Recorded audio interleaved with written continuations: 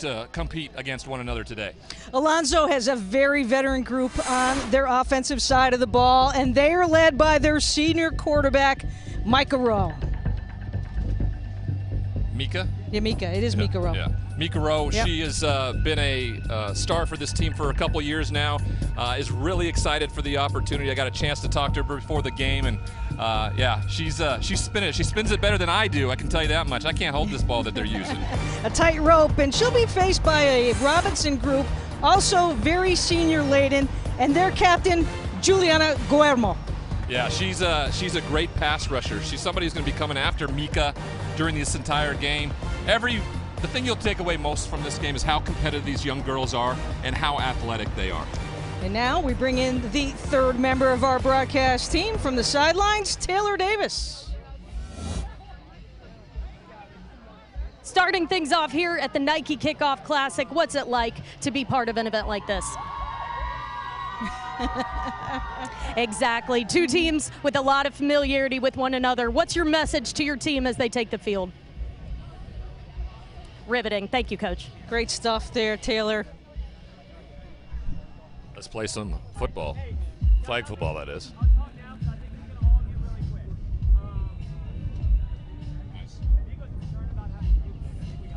Hopefully by that point, coin toss? Is that what you're hoping for? Yeah, yeah.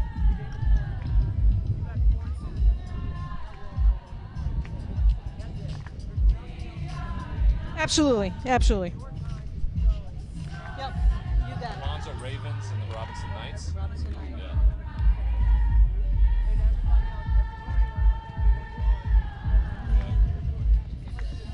Self-deprecating humor is the best way to do things. Don't take yourself very seriously. All right, sounds good. 10 minutes. Actually, all of a sudden they're 10 Yeah. minutes. I should have had lunch. Are we going to grab Bo? That's in the men's game. Yeah. It's okay. It's okay. Right. A lot of moving way pieces. ahead. Yeah. That's after the first quarter of the guys' game. Okay, So- what do you think will be next for us here? I don't expect to do any on-camera hits until their halftime, which is like a 2-minute break. I'm going to go talk to the other coach and then just do an on-camera hit. We will interview him on cam. I'll just find you after the break. Are you on camp, bro? Of course, we're happy to be here. Thanks for doing this. If you need anything, just let me know. No, that's good. Thank you.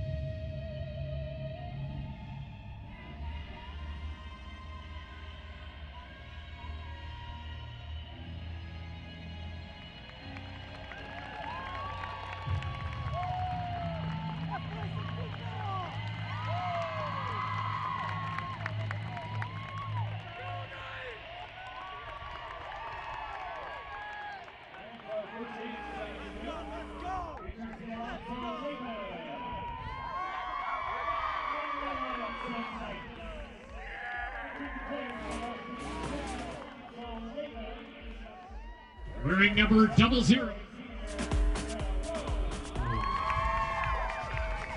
A senior wearing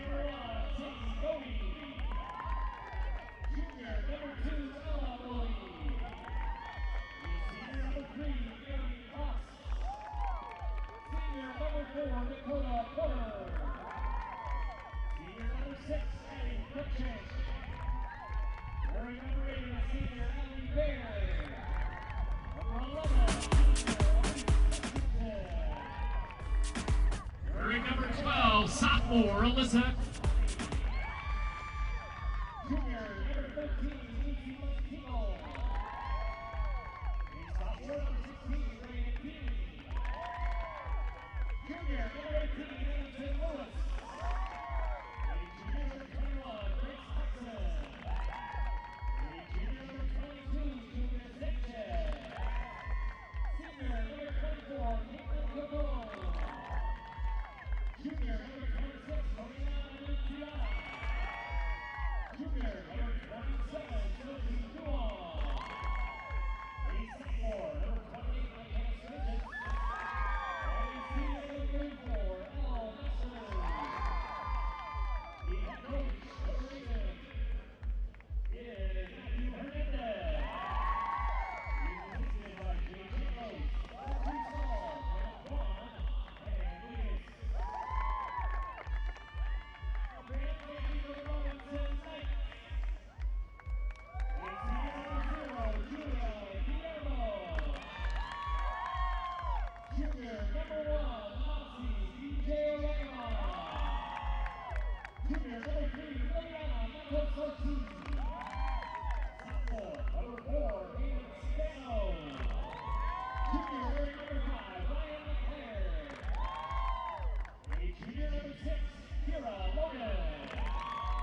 A sophomore wearing number 8, Ava Godfrey.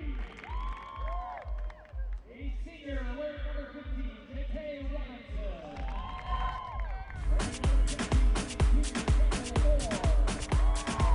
Junior number 17, Emma Smithson. Junior number 20, Tammy Jerson.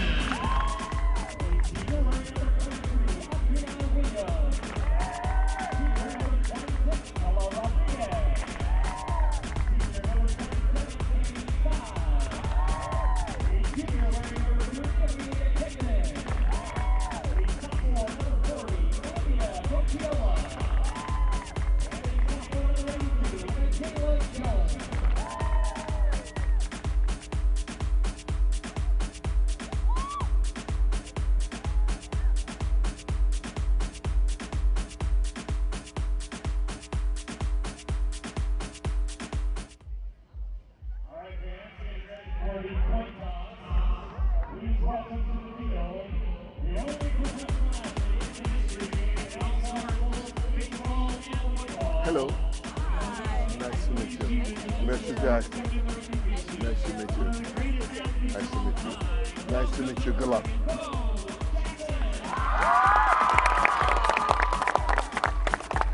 Alright, so Loudon, you guys are the home team. Robinson, you guys are the away team. Vote for premiere. Heads or tails? Oh, heads. Alright. All right, she said heads it is. Heads, okay, let's see what it is. Tails. They want to defer. Alright, so you're going to sing the ball. Okay? Which way do you want to defend? Which way you want to defend?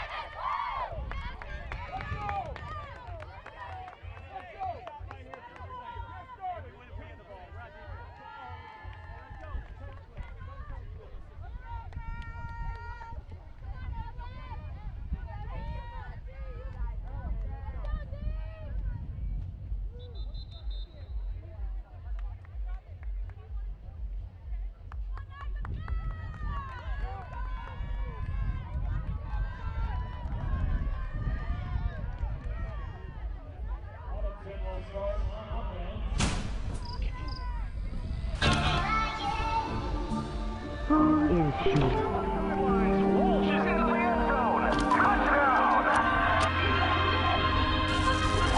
are not a number, and we're definitely not a stat. We're not here to break barriers anymore. Today, time for the show. We're here to put up numbers. We're here to make them say, we're here to steal your trophy. We don't need empowering anthems anymore. We want fight songs. So go ahead, sing our praises, but do it for this. Because we're tough. Because we sacrifice just as much. Because whether we're your teammate, your ref, your coach, or your boss, we're the hardest workers you've ever met. Do it because we make football better. Period. So no, we're not here just to be another number. We're here to help you lose count. The sprawling 286-acre home of Nike's world headquarters in Beaverton, Oregon, nestled within the lush greenery Rolando Field, and a historic moment for girls high school flag football. These two teams separated by just 16 miles, traveling 3,000 miles. The Robinson Knights taking on the Alonzo Ravens. Bo Jackson on hand, because Bo knows this is a big day for girls high school flag football. And good afternoon, everyone. I'm Leah Secondo alongside former NFL quarterback Ryan Leaf, and Taylor Davis will join us shortly. And Ryan, as we take a look at this matchup between these two teams, a sport that has really taken off very quickly around the country, basically started in the state of Florida. Yeah, it has. 350 teams. These girls have been playing for some time now. It was very interesting to figure that out, and now we get to see them do it on a big stage like today. Alonzo with a veteran offense. They're led by their senior quarterback, Mika Rowe. Yeah, she's pretty impressive. I got a chance to talk to her before the game. Watched her spin it around a little bit. A little better than I can even. That ball's too small to fit in my hand right now. A tight rope for Robinson. They're led by a two-way player. Their senior captain, Julia Guillermo. And she's going to get to know Mika pretty well. She'll be chasing her all day from the rushing position. That brings us down to the sidelines, the third member of our broadcast crew, Taylor Davis, with head coach Josh Saunders. Thanks, guys. Well, Coach, getting us started here today at the Nike Kickoff Classic, how does it feel to be a part of an event like this? This is cool. I mean, this is really, really cool. So we're very much looking forward to it, to showcase what our game is to everybody from around the country and around the world, really. Yeah. Go enjoy it, Coach. Thank you. Thank you. Thanks very much, Taylor. Coach Saunders, taking your time as we are set to go here. In possession of the ball, Robinson will have the ball first in the white jerseys. And the reception and the catch by Kate Robinson.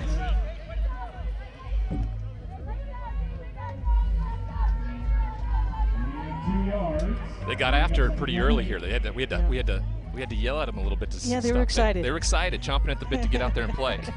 It's been a long but tedious couple of days for these two teams, making the transition to the West Coast to play, and a nice job on the reception there by Tammy Jerson. We're going to see a showcase of 7-on-7. You're going to see a lot of passing. You can rush the quarterback, but you have one blocker. It makes for very interesting and gets that ball out quick. Absolutely, and a quick pace. There's no huddles, no huddle offense, working from a snap. A little shotgun action is the consistent move. Nice little lateral there. Good movement as Adriana Williams picks up a few more yards. Everybody is eligible, so it doesn't matter who snaps the ball, where they come from. Everybody is eligible to catch the football. Spano here puts a perfect pass and then watch the lateral. You can practice that a little bit. Adriana Williams with plenty of speed. 23 in white for the Knights. Checking the sidelines for the call of the play by Coach Saunders and his team. Quick again, rolling out is Spano. Nice little pickup there. What's so impressive? Yeah, what's so impressive with these girls is how well they catch with their hands. That always bothered me so much when wide receivers let the ball get into their body. these girls do a tremendous job of using their hands to grab the ball because they're doing it away from their body, and defenders are right on them. They're still making the catch. Catch it, cushion it in, Ryan, or just keep it? Just using their hands, just squeeze it, and they do a great job. Their hands are big catch radius for these girls. Bella Rodriguez, the center. As Spano rolls out, nice job once again as Williams with a gain maybe of 1 on the play. It's a great play by Sophie Duong on the tackle there for no gain.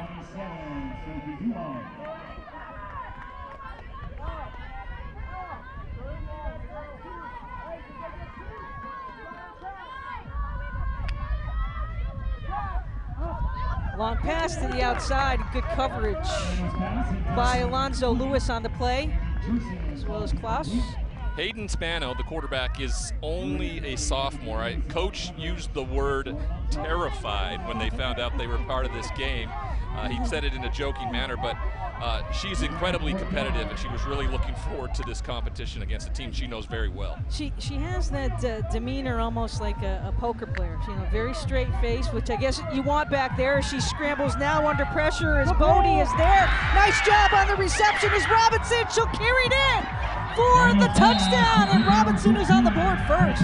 It's probably one of those broken plays. Probably wasn't set up that way, but Robinson crossing the field a lot of times was, as a coach, you're told not to throw back against your body. Watch as she scrambles out. She's getting chased down. Way to set up and get the throw across your body. Going the opposite direction to every defender, and she outraces everybody to the end zone for the first score of this historic game. There's some confidence to the young QB. Yeah, it will. She's down the field. Coach talked about how she just, one thing she really does is struggle with struggling, right? I mean, you have to learn how to deal with failure in your way and grow from it, and that was a perfect example of making a bad throw play before and then picking up a touchdown the next play. Looking for the duo once again, and Robinson incomplete on the play, so 6-0. Is it, now Alonzo actually won the toss. They deferred, hoping, I guess, maybe to put a little bit of pressure on Spano on that play, on that first series down the field. Well, you always, you know, as a coach, you always want to put your team on the defensive out there so you can do something. And then you understand what you have to do after that. The response, of course, is offensively go out and make a big play, and that's exactly what Robinson was able to do, get on the board. So it'll be the first series for the Ravens of Alonzo. And they go deep and just out of the outstretched arms of McKenna Sturgis. I talked to you guys about how Mika Rowe can throw it, right? I was out on the field out there, just outside her hands, just enough. Keep the ball in play. Everybody's got a little nerves, a little hyped up, but she was spinning it before practice or before the game today, and she was really excited for this opportunity.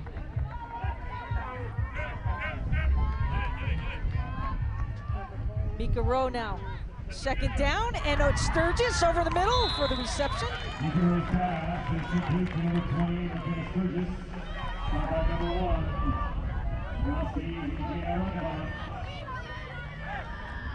Lee, I can't tell you how great these receivers. You watch her reach out and grab this with her hands. I mean, just look at that catch radius. I mean, that's what you want from any wide receiver if you're a quarterback, is you can kind of throw it all over the map and they'll go up and get it.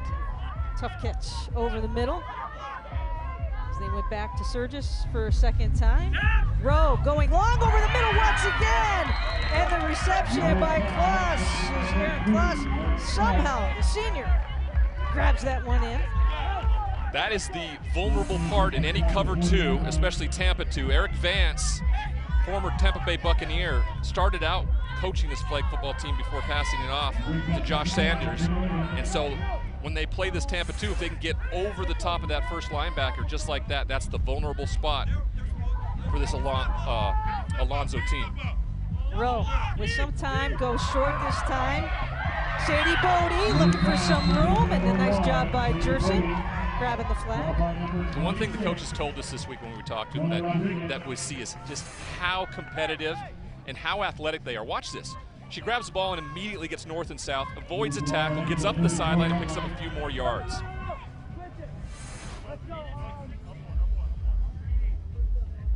Matt Hernandez in his 15th season getting ready to call a play there.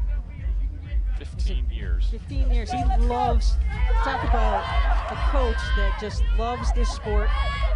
Went to FSU, played a club, and had an opportunity to get into teaching in an odd way, he said, and found his way to Alonzo High School where he teaches and also coaches. Never played any football, but played intramural football while at FSU, and then once he got out, he started refereeing these games for about $40 a game. He said that's more money than I was making doing anything else. And he got into the coaching aspect and has really taken off. He's won 2 state championships in 18 and 19. Looking for his 3rd this season. Rowe goes short. Sadie Boating, and the flag is grabbed there. Nice job by Bella Rodriguez to grab the flag. He, you know, in talking to Coach Hernandez, we had an opportunity to go up to school and see them practice. He's that teacher that everyone wants to be in their classroom in between classes. Big computer lab that he is teaching from, and of course it has a bevy of all their championship trophies and everything in there. And that's where the student athletes spend a lot of their time when not in class. Julia Sanchez with a short catch over the middle. Understanding down and distance, right? It's incredibly important for any quarterback. Right there was a perfect example, right? Getting near the first down marker, they're going to be a 4th down and what? Just about 1. About 1 here? Yeah, long one. They don't run the ball that often, but this may be a time when you may see it just to get a quick first down.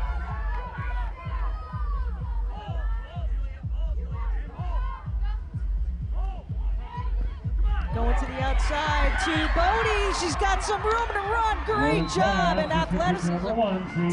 Towing down the sidelines there. A little narrower field to work with. That is a perfect example of the run-pass option, right? You know, you don't see Mets run, but when you put a dual threat with the quarterback there, you have to commit to one player. That's exactly what they got the defense to do, and she puts it right on the money to get them a big first down inside the red zone. Alonzo trying to match Robinson's first run on their first possession. Short snap, Bodie! And met by the double team.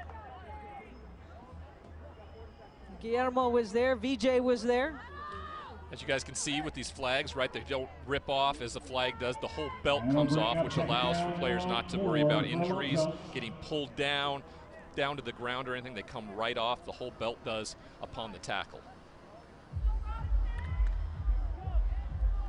Clock running here as we are just about 20 seconds to go in this very fast-paced first quarter of play. Bodie trying to cut back to the inside, and no way, as Hayden Spano is there to grab the flag. Tried a little trickery there, a little motion to the other side, maybe a little misdirection, but Spano wasn't fooled by it at all. The Rivals just 16 miles away and 1 quarter in the books here on Nike's campus. An historic day of flag football between these 2 rivals. Come on back for quarter 2 here on the NFL Network.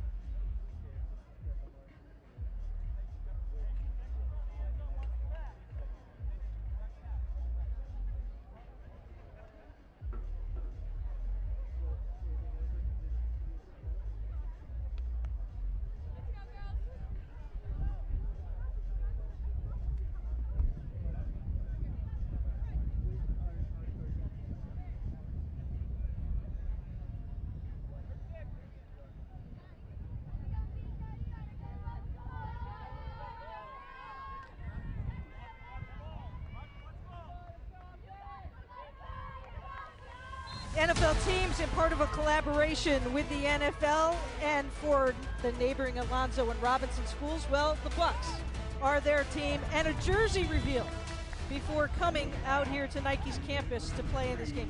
What a night for these young girls. You know, the first time I ever saw that jersey that I was going to wear in high school hanging in my locker, it was so profound, right, to see these girls get this opportunity, the emotion. It's just incredibly meaningful. You got to thank Nike and the NFL for being in partnership with this to really showcase what these women can do. Absolutely. Taylor, these uniforms that the players are wearing, very, very special, and to be able to walk into that locker room, some of them just awestruck. Absolutely. I mean, as is this opportunity special. You said it right. And when we talked to the coaches this week, we asked them, what message do you want conveyed through this opportunity? And Coach Saunders said, you really don't know how impressive this sport is until you get into it. He said, I would encourage other associations, other schools, do it and do it right, and people will flock. He said it's been so rewarding to see the growth of the sport, specifically in Florida, and their hope is that it will expand throughout the country. Yeah, Taylor, to add to that a little bit, I think, you know, in talking, we had the opportunity to talk to some of the parents that are here over the last few days, and they were telling us how they felt that, you know, their daughters have just grown a little bit more confidence being able to play a sport and be successful and being the known football team around campus and school.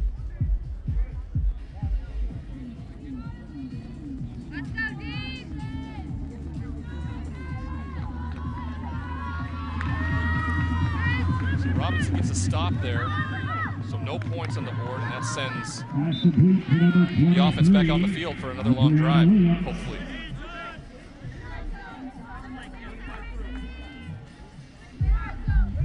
So a big break for the Robinson team, doing a nice job defensively. They take over on downs here in this second quarter play, so a nice stop. They got the defensive help, the offense here, and the offense moving once again for Robinson is Bella Rodriguez.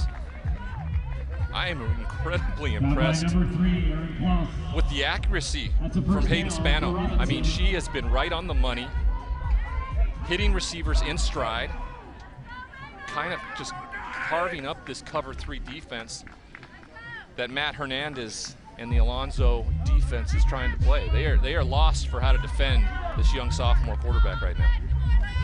First down for the Knights. Spano rolling once again. Under pressure, and the flag, big flag picked up by Elabodi on the rush. Now by number 2, Elabodi. The real trait for the athleticism of these young girls, right, is their ability to break down and make these kind of tackles. I mean, this is the best form tackling that you can have because it's all about breaking down and getting to their waist. You're not trying to knock somebody out. You're not trying to blow right through them. It's really impressive. They go with the short snap, and a nice job is Williams once again.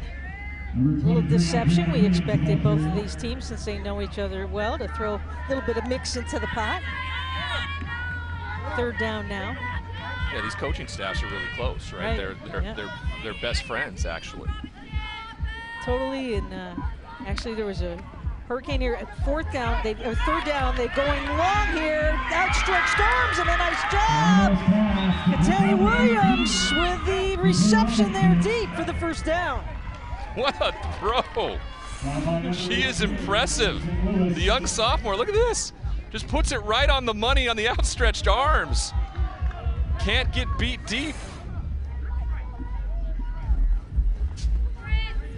Terrified. I don't know if that's the word. I'd say terrific right now.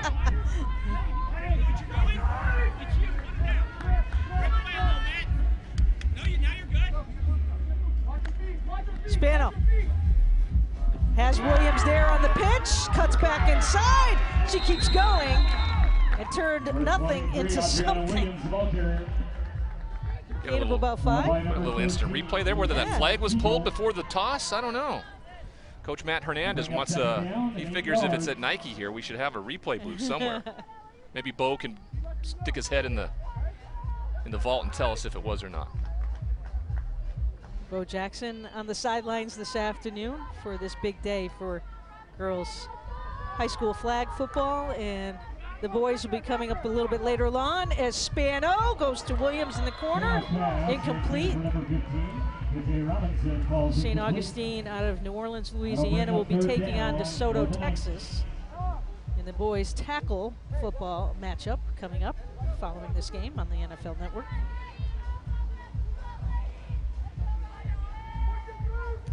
I think both sides are happy there was an incomplete pass. The pace that we had there after that first quarter. Take a little breather. Running clock, of course, so it's going to fly by in a hurry, but. Spano, and over the middle. Nice job there by MJ to catch it. Out of that slot position. Set up another 4th down here. See if Alonzo can tighten up, keep him out of the end zone, and try to return the favor.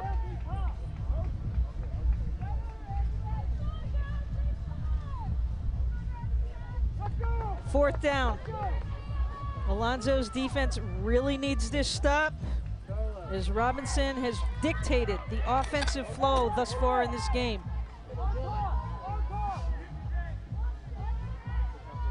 Rodriguez with the snap. Spano, tip ball, and nearly picked off by Sovidon.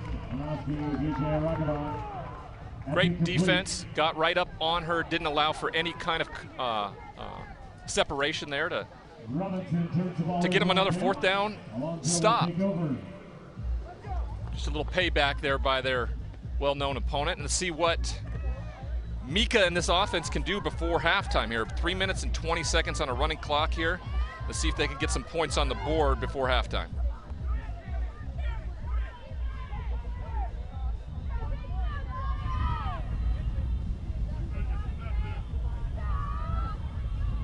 Rowe, rolling. Little short pass. A nice job and quick movements to Lewis on the reception.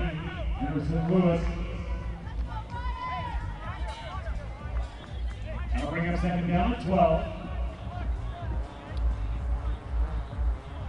I think the day is hot here in Oregon right now for Alonzo and Robinson. School just started about 10 to 15 days ago, and these two teams are known to get up at 6:15 in the morning to start their practices, because we've still got high school boys football practicing at the same time. Everybody trying to utilize the same field, so they get it in before school starts. Yes, they do, and you know, they play their season during the spring. You know, what they do now mostly is around club and practicing, and you can tell, like, you know, this isn't a team that's rusty at all from their spring season a little while ago. They're firing on all cylinders. 3rd down, Rowe to the outside, and Sturgis. I don't know if you noticed this, Leah, but the ball hasn't touched the ground much at all. If it does touch the ground, it's a dead ball, of course, with incompletions, but if it's a toss or a fumble or anything, the ball is dead. But, I mean, the ball has not hit the ground hardly at all. It was incredibly impressive. Good hands by both teams. McKenna Sturgis out wide, 28 in blue, as they go over the middle and nearly picked off.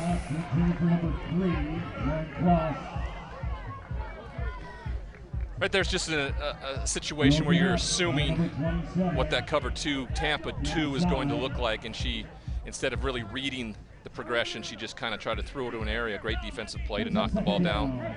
Robinson, of course, would have loved to have an interception there to try to get a score before half. Big play here, 2nd and 15. Kimmy Shai with that break up there. Long play for Rowe. Will she go to Sturgis? No, she goes short. Bodie. Still moving. But it won't be enough to get to the 40, which will be for that 1st down marker. Timeout taken by Matt Hernandez. Good rush, way to find the outlet. Any quarterback has to have that safety net once you get into trouble. And then not to just assume the flag comes off when you're breaking through a couple tackles there. Almost picked up the 1st down. Sets up for a 3rd down with the 20. Well, the clock's running here, so our clock guy needs to take a spell here. I can't see the scoreboard from here, but I can't tell if that clock has got it right or not. It says 12 seconds on it as well. They're going to readjust. Tell them to add. Clock. Yeah, they need to add at least 20 seconds. At least. So the key here for Alonzo is to get to that midfield.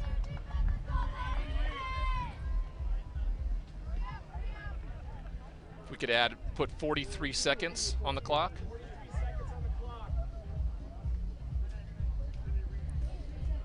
Bo knows. Bo knows. He says, hey, it's 43. It really is. He actually said it's 34. 34, yeah. I think, don't you? Yeah. Yeah.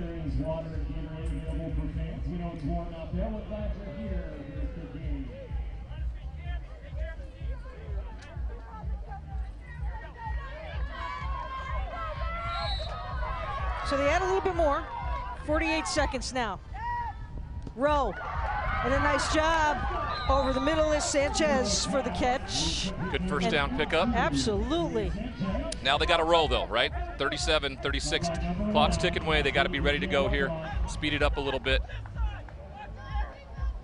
Got to get this one for some confidence. Trailing 6-0. Robinson held them on their first series. Oh, and nearly picked off. But a great job on the play and holding up, and Coach Hernandez wants a timeout.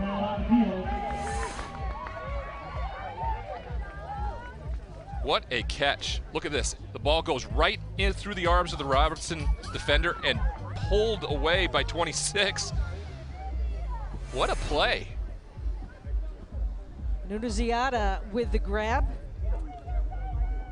The junior has been playing varsity flag. She also plays lacrosse as well. And many of these players, dual sport athletes, which we are seeing more and more. Once the teams get to the college level, coaches like that. They like the versatility of having a 2 or 3 sport athlete from high school. That was always the case. You know, for me growing up, it was football season to basketball season to baseball season and track and field. It was just, you know, that's the way it was, and you never got burnt out by doing one thing for so long. Did you like the break a little bit too? Bodie here with the reception. I didn't even think about it, right? It was basketball season. Right. This is what we do next. So I was never not active, and I think it really helped me in terms of my athletic ability when I got to the next level. I think you see players now that get burnt out because they've been doing it their whole life, right? They just focused on baseball and stuff like that, or football. When you have other things, it helps with the, you know, your flexibility, your mobility. All of those things play a big part in all this. And these girls that get the opportunity to play volleyball, to play lacrosse, and add flag football to the mix. I mean, the athleticism of these young women is what's so impressive. I think that might be my biggest takeaway, and it was something that the coaches wanted us to know, that they were going to be and showcase how athletic they were, and they certainly have so far in the first half for everybody to see. The athleticism is certainly there. Julia Sanchez getting ready. I couldn't do this right now. If I tried to be explosive once like these girls, I would be done for the day. Rowe going deep into the corner and broken up nicely on the play once again. Anything that is going deep. And Hayden Spano is doing it both at the quarterback position today and on the defensive side of the ball. That will bring us to halftime. Robinson Knights with a 6-0 lead as the teams will head off to a short break. And we'll break away as well here on the NFL Network.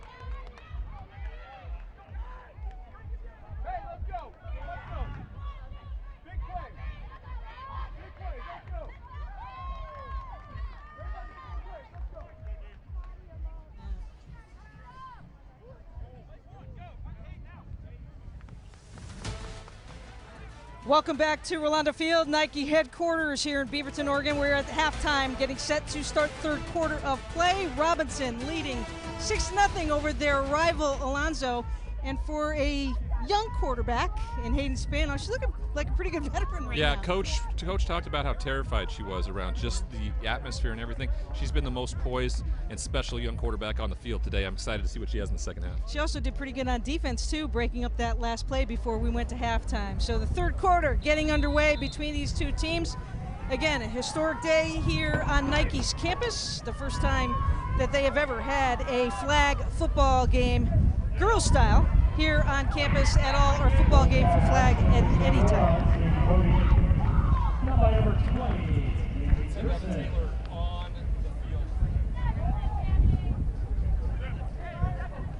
Second down in the yard for Alonzo.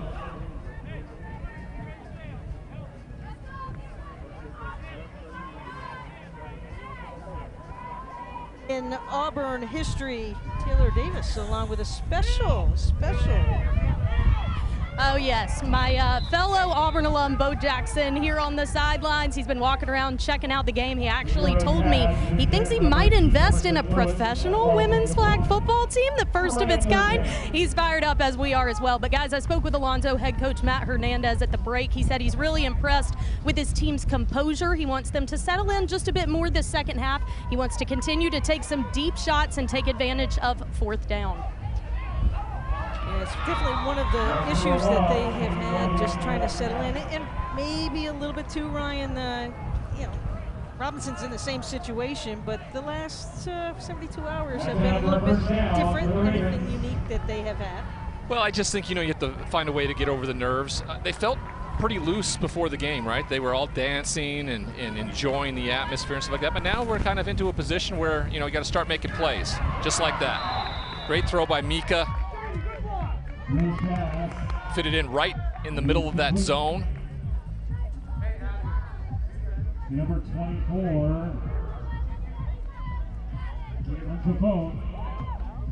Ro was telling us how much she just is a rat at watching any type of film she possibly can. I said, do you spend time watching a lot of NFL games? She goes, no, I just try to watch any type of games that I possibly can. I try to watch a lot of girls' games, and a nice job and reception right there at the sidelines. Great job of sitting in the pocket. No rush here. She is able to step up and then find a wide open receiver along the sideline who makes a great catch. Both quarterbacks doing a great job throwing off balance, throwing away from their bodies. Well, Mika also talked to me before the game. Surprisingly, I'm certain Coach told who was going to be calling the game, and she talked to me about a few Washington State passes, and I said, you weren't even a thought in anybody's mind back then. What a great play here. And a nice job with a large pickup. Aaron Kloss, the 4-year senior starter, gets the big first down for Alonzo. This is certainly their best series of the game. Great job of finding the opening and then just going. The speed when they take off is incredibly impressive. What I want to see from this Alonzo team, and it's what happened to them in the first half, is they got stuck down in the red zone, wasn't able to convert and get any points. Matt Hernandez, head coach, wants them to get on the scoreboard, put themselves in a position to fight back here. Sadie Bodie short there. Rowe, here's Sturgis once again, and a nice job with the flag pull. Kami Sai picking up the flag. Again, I think I'm hammering this point, but their ability to break themselves down, watch this, and make the tackle there, that is as form as you can be. You go right at the waist, you pull, you're never leading with your head, it's perfect. Rowe under pressure, and on the board, there's Bodie with the catch. No, they say it's just short of the end zone. So it'll be fourth down for Alonzo. There's no blocking if you watch and look. See how close this is. Throws to the center right after the snap and gets pulled down. Oh, looks like the ball may have broke the plane before that flag came off. Well, We'll see if they can convert here, and that will be a moot point. 4th and goal. Rowe goes short, and the grab is good. Nicely done. And Alonso. Aaron Kloss with the reception for the score. Aaron's a big body right there. She just kind of basketballs him up. Watch this. As they kind of run option here, and she throws it right as she turns around and bodies her up and puts it right on the money. Makes a great catch to tie the game up. It's a big extra point here now for Alonso.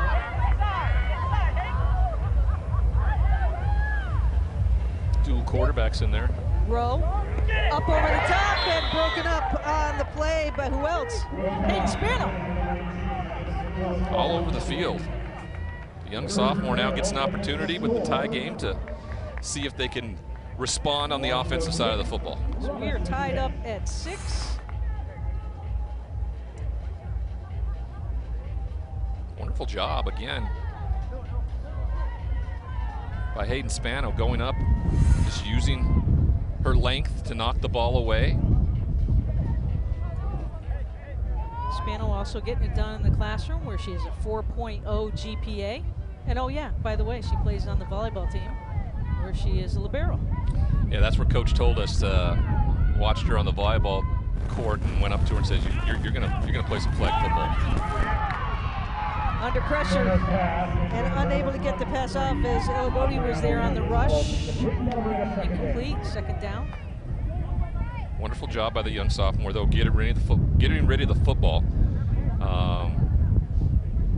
First starting sophomore quarterback for the Robinson Knights since 2007, so 15 years. Nice job going up and getting it was Robinson. Kate, those long arms, just gathering that ball in. 81 receptions a year ago. You can see why. I mean, just a tremendous job of her hands, going up with that big wingspan. You know, she just is able to move everybody out of the way. First team All-State in the last 2 years, 2021 and 2022. The duo together again, as you see Williams. The two differences between these teams, of course, are the defensive philosophies, right? Robinson likes to play cover 2, which is a too-high look, kind of really puts everything in front of you, where Alonso likes to play cover 3, which you play off coverage. And if you're able to use Robinson like this, about 10 or 12 yards down the football field, if Spano is willing to just take that every single time, they can make their way down the field doing the same thing. Spano, once again, trying to connect with Robinson, and they do.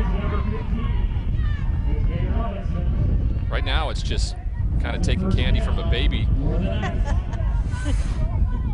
There's the response from the safety in the corner really isn't. They're not stepping in front of Robinson because she's just so big, and her ability to reach up and catch any ball, no matter where it's been, has been huge.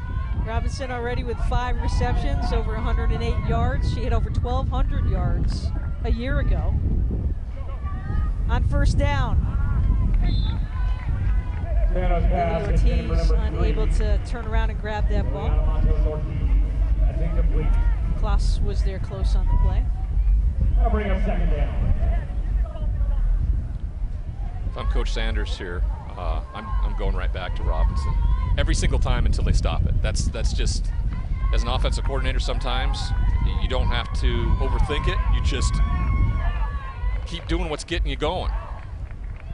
Spano, a little bit of time, a little floater over the top. Williams, whoa! Catch. Look at that! Oh, they fell off! She lost her flag. Wow. Bo Jackson would be impressed with that. It reminded me a lot of Barry Sanders, a little shifty there. Watch this. Now they bring 2 rushers, so Spano's very smart to find the outlet, and watch this move. Flag falls off as she makes it. She faked everybody out. She moved so fast, she knocked off her own flag. Adriana Williams, a great play there as she sets back up short. Spano this time to the outside, and unfortunately unable to hold on was Tammy Jerson. Tammy Jerson, that ball's incomplete. I'm bringing 4th down in the yard for Robinson. 4th down here for Robinson. See what Josh Sanders has in his playbook as they are quickly back under center. Spano. Perfect. Money. Do it every time. It just can't be stopped. When you play that cover 3, there's a cushion out there. When you have a receiver as good as Robinson, she just gets to her depth, stops, and turns, and the defender can do nothing but go through the body of the wide receiver. And Spano's just been so accurate with her throws today that I wish I would have had offensive possessions like this during my day, because it is a well-oiled machine right now by the Robinson Knights. Lucy Montagle on the flag there on the play. Timeout taken by the Robinson Knights. We mentioned just 16 miles separate these two schools. They play in different classes in the state of Florida. And as you mentioned in our open, Florida's a big state, but as the clock winds down there to end the quarter of play, and we will be back for the fourth quarter between Robinson and Alonzo after these messages.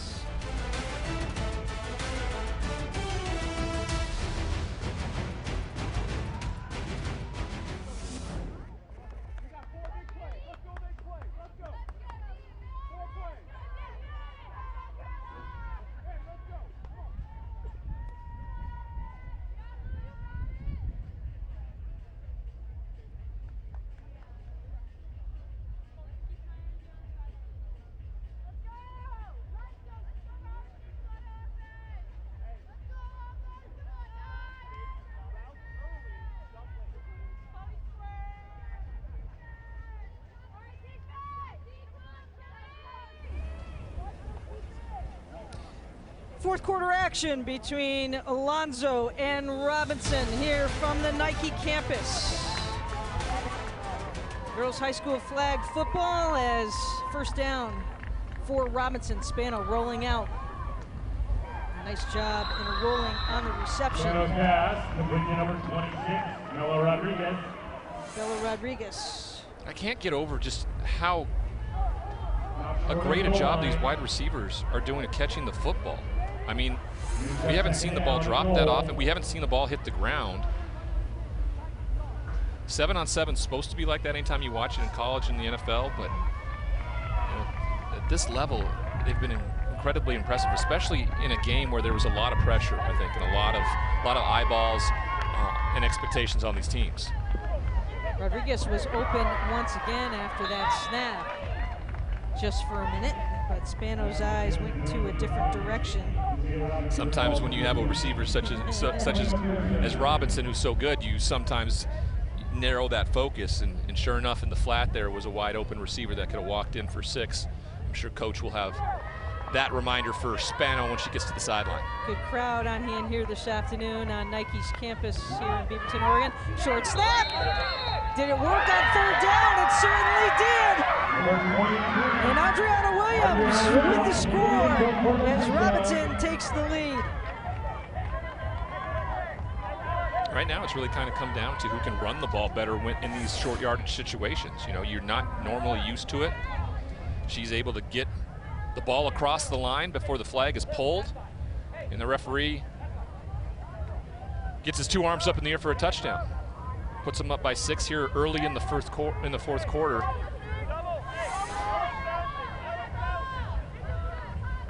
Williams is isolated up top. Spano with the short pass, and it doesn't work. Broken up. 12-6. Little trickery there, a little double pass. Spano lines up on the outside there, backward lateral, and she's had a couple options. Here's the defensive play here to knock that ball away, stop them from getting that big point that could come into play really here at the end. 7 minutes, 40 seconds, of course, ticking away. Alonzo's got to get going. This will probably be their last opportunity to have the ball offensively. Absolutely, the clock moving. Let's see what type of pace Alonzo works to head downfield. Keep an eye on Sturgis. On the outside is Rowe. Rolls out, and it's picked off! No, she was out of bounds. Nice job there by Logan. I think she was even surprised that she had such an open opportunity for that ball.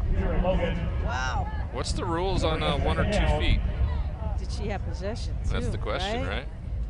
Great job, good defense of getting over the top. That's what the cover 2 safety does on the short side of the field, able to get over and fit that pocket really well. Mika Rowe, nice job with a short pass over the middle to Julia Sanchez for the reception. Moving on upfield. Crowd is starting to fill in nicely here at the Nike campus.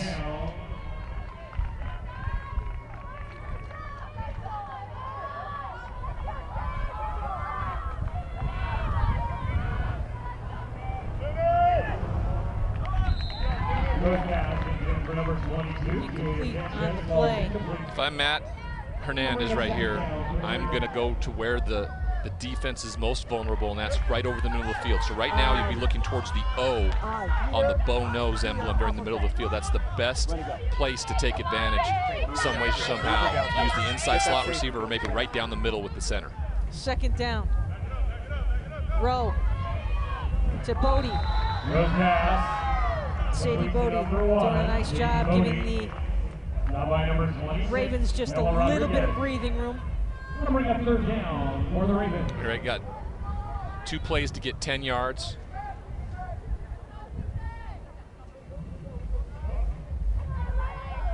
Key is they have to get to the 40. Keep the play alive here on third down. Rowe under pressure. It's really difficult when you're running any out-breaking routes into a cover 2 corner, right? That's their job. They let somebody go by. They know they have help over the top, and these corners playing in this defense, they're doing a tremendous job of just kind of allowing these wide receivers to run into these spots. Like I said, you know, the most vulnerable right now is right over the middle of the field in between those 2 safeties if they can get over the linebackers. The question is whether these linebackers stay at this depth, because it makes it very difficult. I'd utilize the center in this one. The center rarely gets looked at because she's snapping the football, but she is eligible, and she is an eligible receiver down the field. Fourth down, they've got to get to the 40. They go to Bodie. Just short. Clock is running, and now everything is in favor of Robinson here. They have control of the clock, they have control of the score. Alonzo will need to be aggressive defensively. Let's see what the Knights do here with their offensive set. And of course, if I'm the Robinson coach here, I'm milking that clock, right? There's no need to run that fast-paced offense right now. It's a matter of watching the zero show up on the scoreboard and them raising their hands in victory.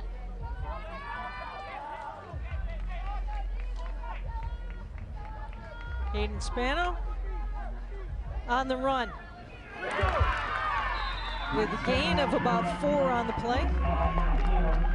Probably using my timeouts right now if I'm Matt Hernandez.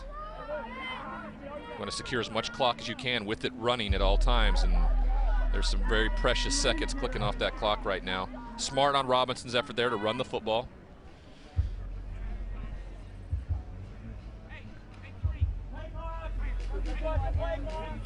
Josh Saunders, head coach for 16 years, 216 wins, 28 losses. 7-time state champions. Oh! What a grab!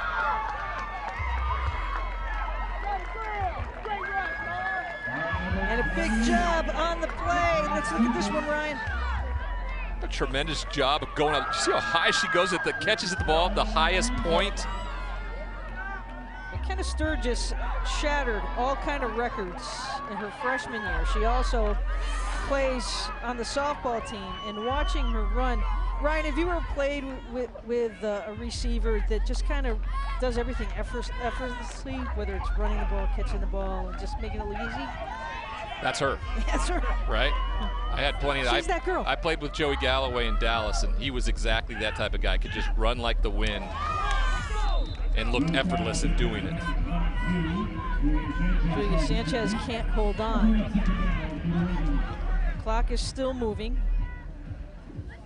But a great play on the defensive side of the football. You don't want Spano making that kind of throw in that situation. That the young sophomore will learn from that. But now Alonzo needs to make some big plays. Oh, broken up on the play by Spano. Sturgis unable to hold on to. We have to pick a player of the game. Big Spano's going to be. She's going to be right there at the top on both sides of the football. But if I'm Matt Hernandez right now, like I said, I mean, you have to take a shot down the middle of the field some way. Put some pressure on one of those safeties with a couple receivers. I know it's difficult for the quarterback to hold the ball. Great defense. There's contact there on the play, but no flag. Lily Ortiz. Cami Sy there with the defensive stop. Gets her hand in the way. Timeout for Alonzo here, setting up this 4th down and 15.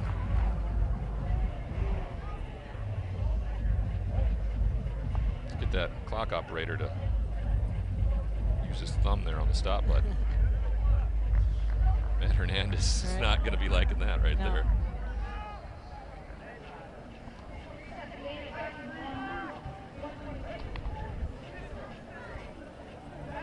Game clock is reset at 1:32, but it really doesn't matter if they're not able to convert this 4th down. And when you're playing this kind of defense, this is not a defense, if you're an offensive team, that you want to see in a situation like this, right? Where you're, they're sitting back there, allowing everything to stay in front of them, and Mika Rowe is going to have to take a chance here. She's going to have to get the ball down the field. She cannot check it down and hope that their player makes the play and gets to the 1st down mark. Rowe. Long one over the middle, and it's picked off. And will be taken back to the house. No, but deep into territory is Tay Robinson. And that should wrap this 1-1 up for the Knights. Mika Rowe had to take a chance down the football field. Unfortunately, the wide receiver gets held up a little bit underneath that safety, and of course Robinson, Johnny on the spot, sure hand as she is, makes the interception and almost gets it into the end zone for a pick 6, and that should do it. Had 7 INTs last season, and a big one here today on Nike's campus. All smiles with under 40 seconds to go now in this game. Spano rolling out.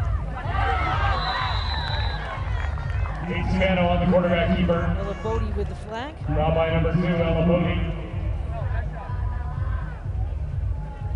Alonzo uses her 2nd timeout.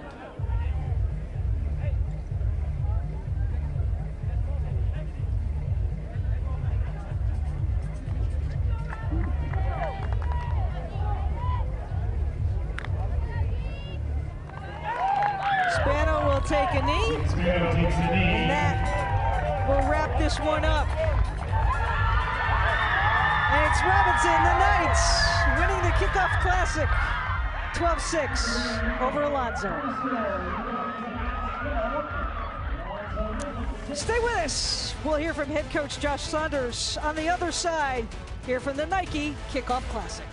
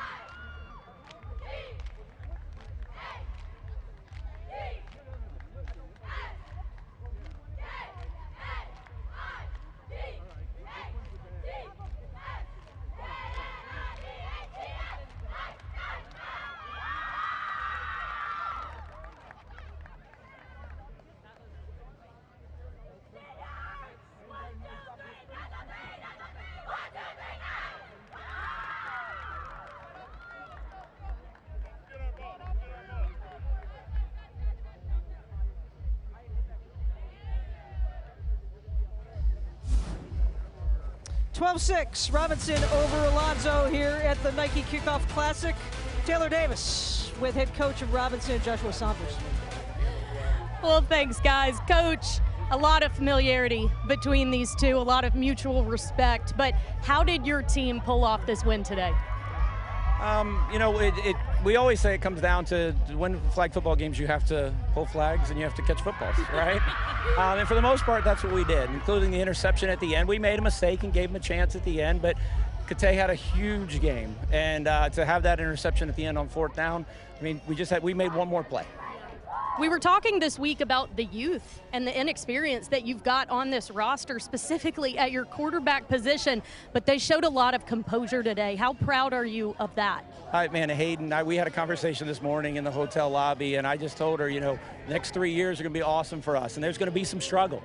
And we saw the awesome, which was the 4th down play for the touchdown, and then we saw the youth on the interception at the end of the game where you got to take care of the ball. So we're going to work through all that, but man, I'm very, very excited. I told her she kind of reinvigorated me with kind of what she does there. I mean, incredible experience either way, right? And you get to do it on a stage like this one, the first of its kind. As a coach in the sport, what do you hope your involvement here today shows? Well, I hope it shows everybody everywhere that you can play flag football like this and in every state and get the excitement level that these kids have for it, because, and it wasn't just today. If you'd have seen them Wednesday and Thursday and Friday, and they did it together, like literally both teams were together at every single aspect of this game, and it was phenomenal. They're like the best of friends, and they will never forget this experience. So I guess the hope is, and that's just, we got to do it on a huge stage, but that happens at individual places all around the country, because that's what you remember when you're in high school. You remember the teams you were on. So. Well, incredible work. Congratulations on the win. Go celebrate with them. I'll do it. Thank you, guys. Thanks very much, Taylor. And how about this? Bo Jackson stepping in on his own. He was on the other side of the field talking to some people, Ryan, and coming in for the team picture between these two teams. What a great moment. It is a great moment. These girls got the opportunity to do something really special, and they competed their tails off. I think that's the most important thing on this. They enjoyed every minute of it. They competed, and it was a very, very good football game. Alonzo and Robinson, a day that they will never forget here on Nike's campus in the first ever Kickoff Classic. Taking a look at the highlights of this game. Earlier on in the game, it was all about Spano and her ability to make big plays and finding her receiver for the day in Robinson, and she goes the distance. It was the biggest play of the game. Of course, she outruns everybody to the end zone to get the early lead, up 6-0. Alonzo had an opportunity in the first half, but wasn't able to convert. Here they were able to get a 4th down conversion for a touchdown in an incredibly tight window to get the game all tied up at 6. And then ultimately here in the 4th quarter, on 4th and goal from the 1-yard line, they run a little quick hitter down up the middle, and that ultimately would be the winning score as Mika Rowe throws an interception on 4th down to put this game on ice, and watch the Robinson Knights head back those 3,000 miles as the victors. Pretty sweet for these girls. Tay Robinson with the big play there on a 4th down to end it. And I love this, the sportsmanship between these two teams at the end of the day. And as Coach Saunders mentioned, a moment and a day that they will never forget. The boys will be coming up shortly between St. Augustine and DeSoto. Stay with us right here on the NFL Network from Nike's campus in Newton, Illinois.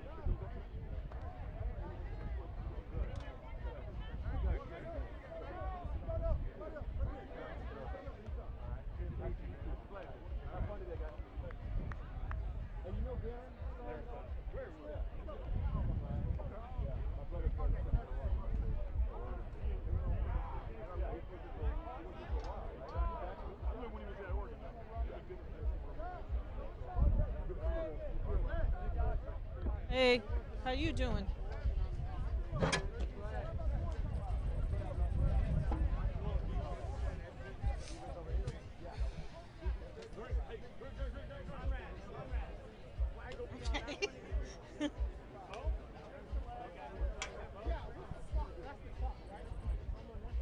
And good afternoon, football fans. Welcome to the Nike World Headquarters for the second game of the Nike Kickoff Classic.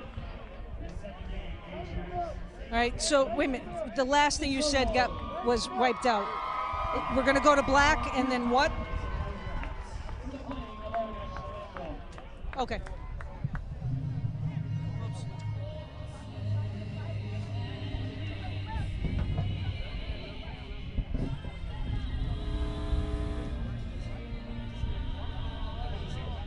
You want me to just lay out?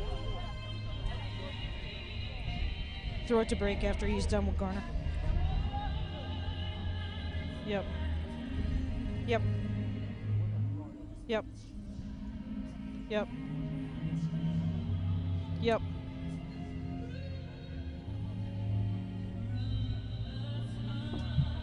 Okay, so after Garner to bump to break.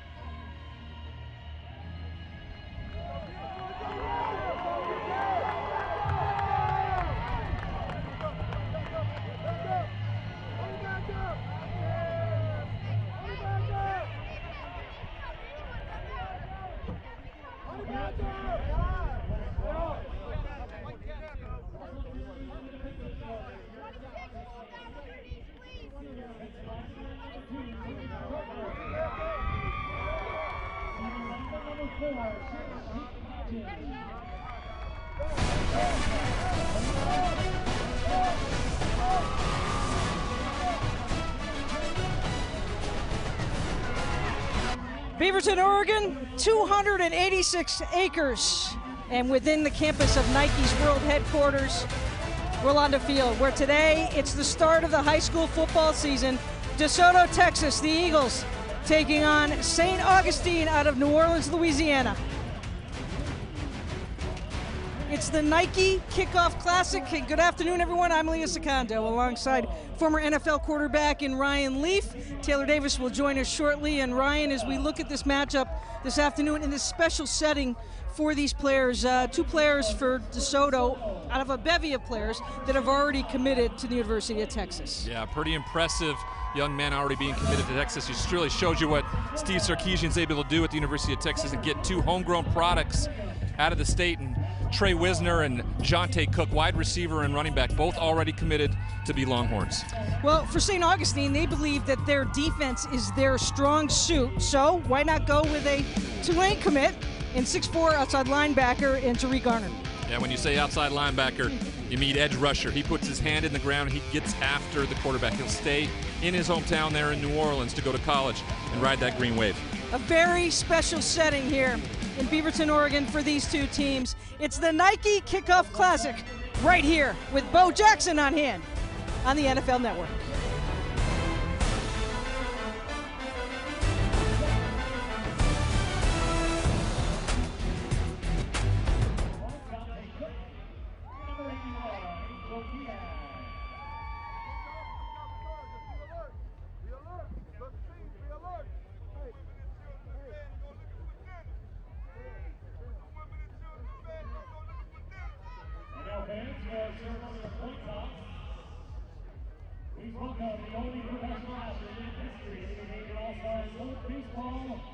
football is the lead achievement in multiple sports and human and their education. One of the greatest athletes of all time. Welcome to the 19-year-old headquarters, Bo Jackson.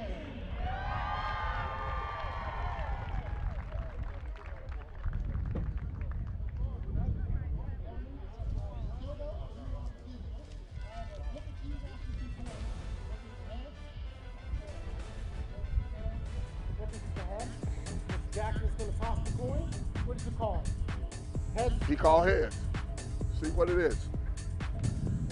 Heads it is. Okay, so lucky to defer. Towards the second half. You want the ball? Yes. Yeah. Which way do you want to kick? All right, turn you back to this goal line. Turn you back to that goal line.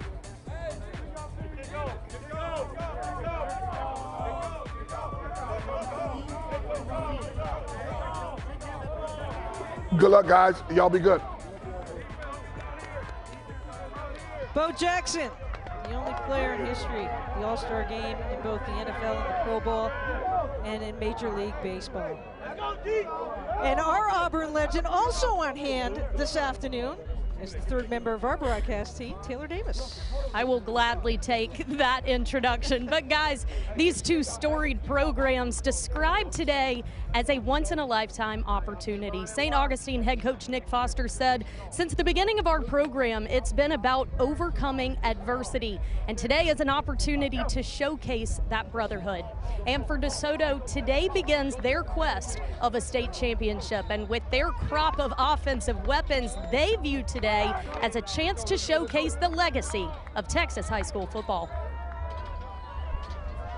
No doubt about it, as the Eagles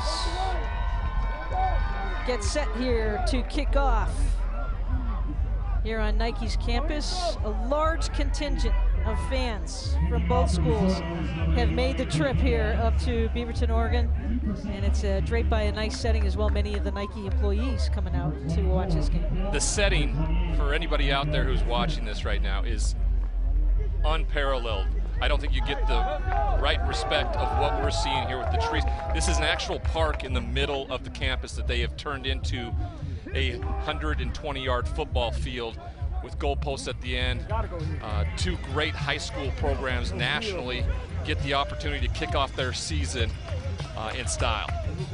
St. Augustine ranked 16th in the preseason poll in the state of Louisiana. DeSoto High School, the Eagles, ranked 6th in the country right now as they get set to kick off here to start the season of high school football across the country. Angel Diaz getting set.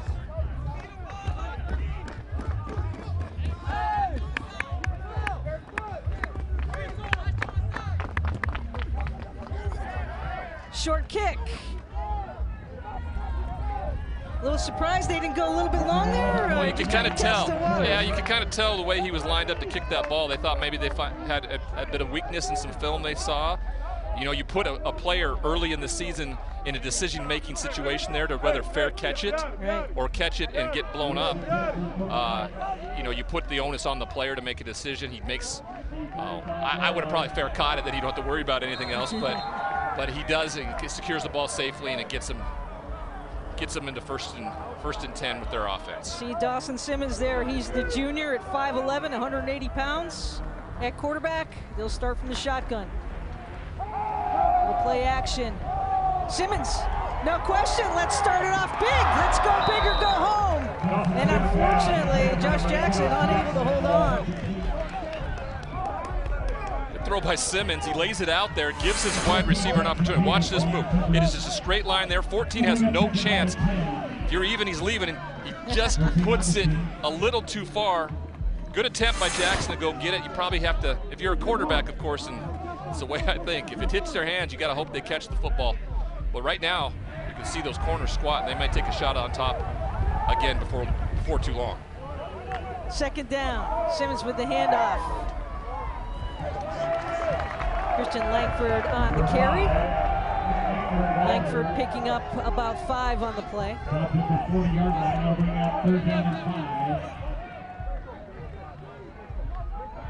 get a chance, check out this center, right? John Brunos, 5'9", 215. He's going to have a heck of a afternoon here taking on their big nose tackle going head-to-head. He can hold his own. Big front line for the Purple Knights. They go with the handoff once again, and Langford is stopped behind the line of scrimmage, and that'll bring up 4th down.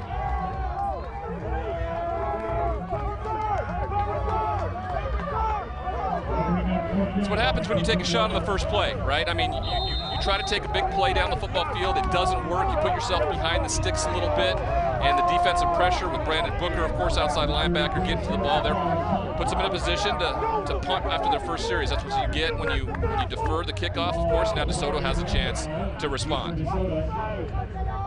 Jamari Ravenal deep for DeSoto. He'll let it bounce, and a nice bounce for the Purple Knights. That ball will be inside the 20.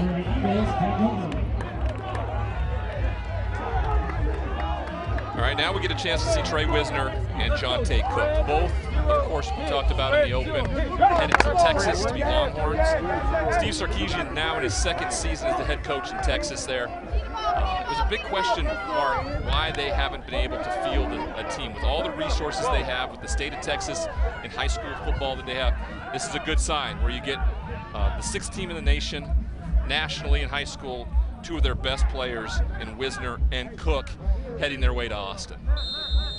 And we'll get our first look at DJ Bailey, number 15, the quarterback for the Eagles, the junior. Under pressure, and the ball is fumbled, rolling toward the end zone. Ball is still loose, and St. Augustine comes up with the ball. It's Jaree Garner. We talked about him in the open. And the senior hopping on that ball on that play. Just a wonderful job of ripping that ball out. Clint Hill, the freshman. Watch this, the hit right off the bat by Sean Payton Hodges, and then Hill just follows it up, and Gardner jumps on the football in the end zone for a quick response for the Purple Knights to go up. First and goal. Yeah, I think they kept him just out the end zone. Simmons. The handoff easy inside, and Langford makes it good on the carry. No problem as he finds the hole in the gap through the offense. Biggest equalizer, no matter what, in terms of teams not knowing each other, the competitive nature of everything is turnovers, is mistakes, right? You put your team in situations and choices. The Purple Knights make and execute a huge play on first down. Extra point is good, 7-0. Purple Knights taking advantage of the turnover and the TD. All right, going back to that turnover, right? We're going to look at what they were able to do defensively here. Knock the ball out of Wisner's hand, and then Garner's able to jump on it just inside the 5, followed up by Langford with the quick 4-yard scamper into the end zone to put the Purple Knights up early in this matchup here on the Nike campus.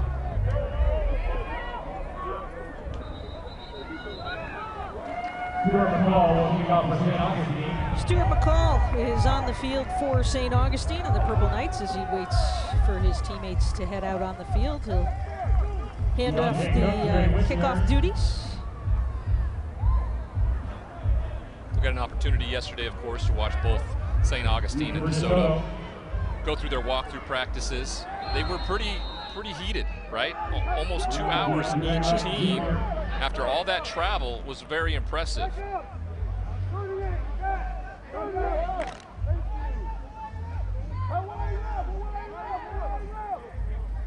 Team meeting is broken. They look like they were going to pull something out of the bag here pretty early as McCall steps it off. Isn't too much wind out here, but ball's falling off the tee.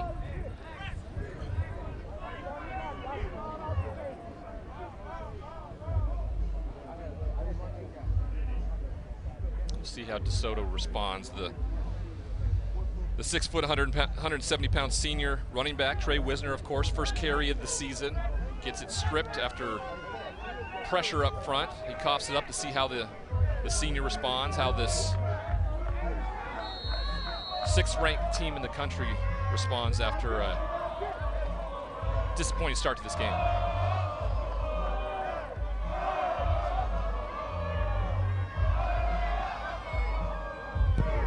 Nice boot by McCall. And gathered in. Trey Wisner with a gap in some space. Nice breathing room for the Eagles to start from their 30. That's number 5, Trey Wisner on the return. Ball is spotted at the 30-yard line. On the play. It'll be 1st and 10 Eagles.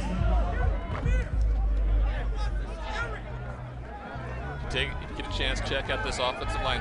4 out of the 5 players starting on this offensive line are all over 300 pounds. They have the look of an NFL offensive line.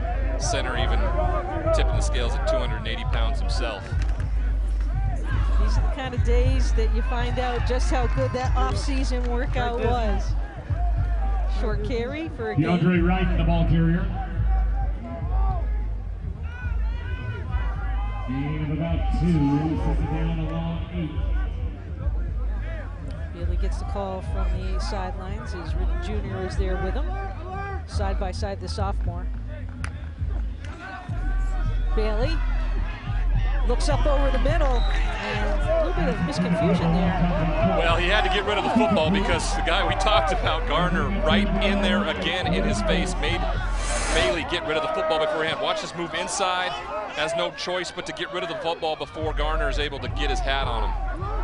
No huddle offense here on 3rd down. Long 9.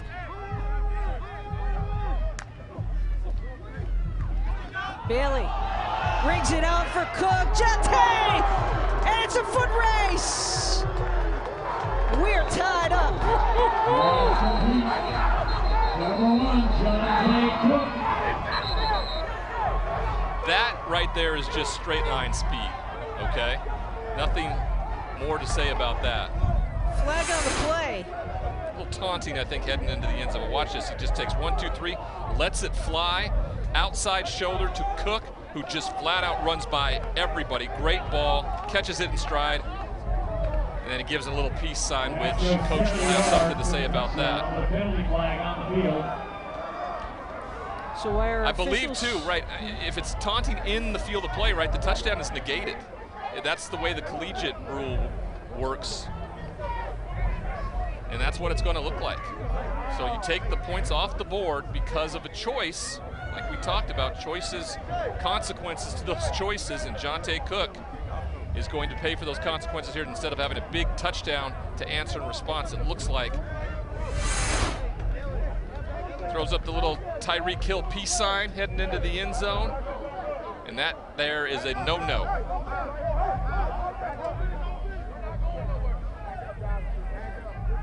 The officials for this afternoon's game between these two teams here on Nike's campus from the Portland Football Officials Association.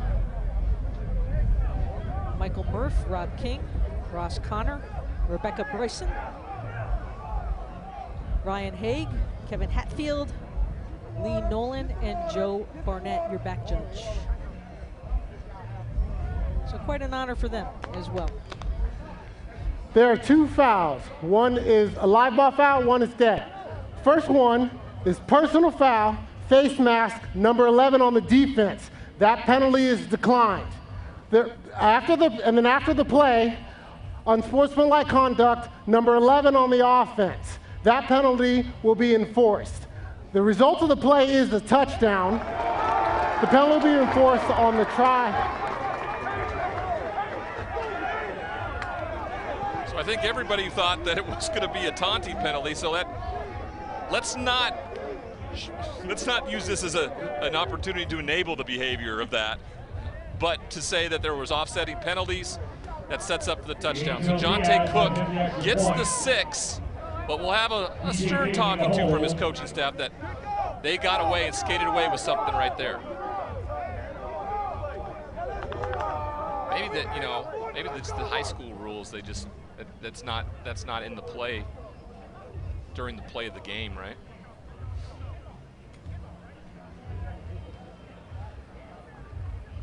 Let's see what DeSoto will do here. They have Angel Diaz out there as their kicker. And DJ Bailey will hold. But you never know. If he's a QB, will they pull something out of the box here early? 7-6 St. Aug.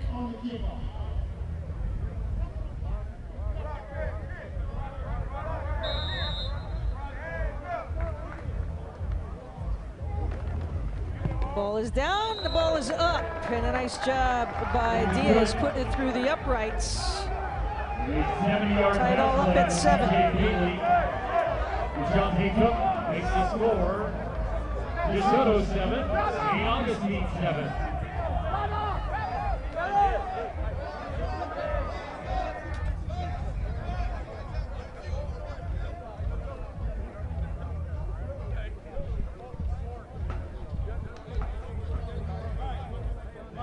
Nice run and quick run there by DeSoto, and Cook with the TD, and Taylor Davis down on the sidelines with a different perspective brought to us today here from the Kickoff Cactus. Absolutely, Leah. Down here on the DeSoto sideline, and the defensive coaches gathered the defensive line together just now to talk specifically about offensive tackle Tyree Adams and what they saw him do in that first possession. When we asked Coach Foster this week, what is the strength of this St. Augustine team, he said it's in the trenches. And of course, that offensive line led by Tyree Adams, who has committed to LSU. This DeSoto defense is very locked in on him, on his movement, on his adjustment, and they've challenged them to do that on this next drive.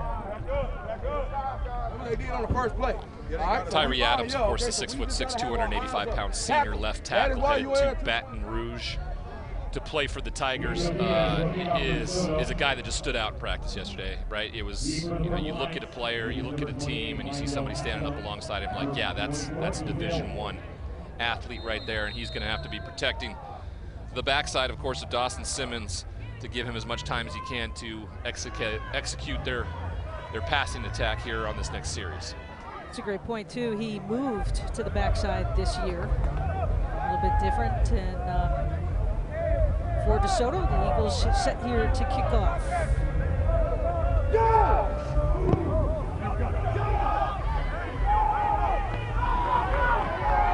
Keith Hill, some room. Breaking midfield is St. Augustine with great field position. Tackle by number 81, Angel Diaz. First of all, advantage St. Augie, right? Their ability to get the kickoff because of the penalty, and then great vision by 24 to pick up extra yards and set them up on DeSoto's side of the 50. At the DeSoto 45-yard line.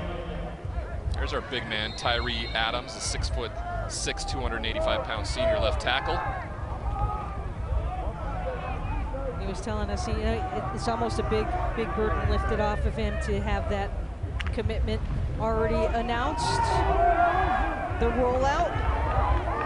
Under pressure, nothing there. Ouch.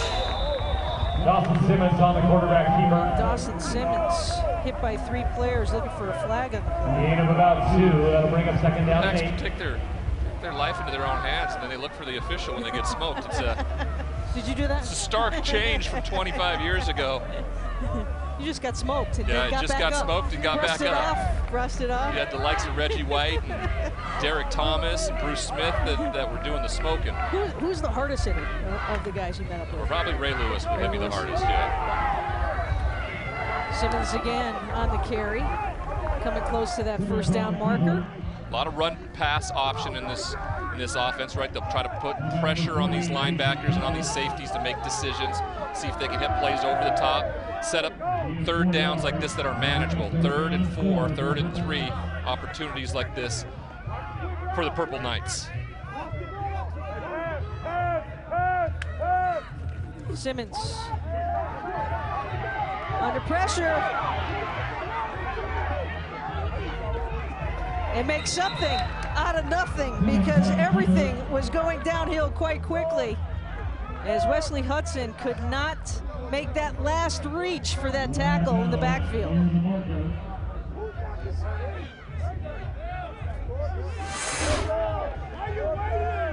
Great juke here. He gets himself away from it.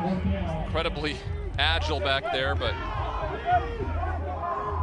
he's able to tightrope that line and almost reach the ball over the first down marker. This sets up a integral fourth down play. Very important to see what Trench's offense or defense picks us up. They get it for the first down, and on the carry, it's Christian Langford once again as he holds on. All you need is a half an inch, right? You just got to get it past that line to gain. Clint Langford, who scored the early touchdown for the Purple Knights there, picks up the first down on fourth. Comes in at 5'10". Here's Langford as he look over to the sidelines for the call play. It's a good size for a running back, right? 5'10" or above. These are guys that have good vision, good center of gravity, able to get up and make plays up inside the hole like that. Got the size and the speed of a Dave Meggett. Langford straight up the middle for a big gain, and almost there for yet another first down. It'll be close to the marker. Took a pretty good shot on the knee there. Purple Knights moving the ball pretty well, establishing the run game here early.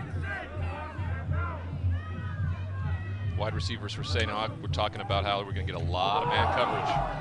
Oh, and knocked by a bevy of players as Johnson is knocked back to senior. Yeah, they try to run a little reverse here, speed option, I guess. Right in front, he drops the football on the handoff, but luckily it bounces right back up into his arms and then gets blasted and takes a loss, setting up third and 2, third and 3. Karaz Johnson, one of the more vocal players on St. Aug's team. Good way to put it. Dad, the backs coach at FSU. Here's Langford. And wrapped up. It'll be fourth down.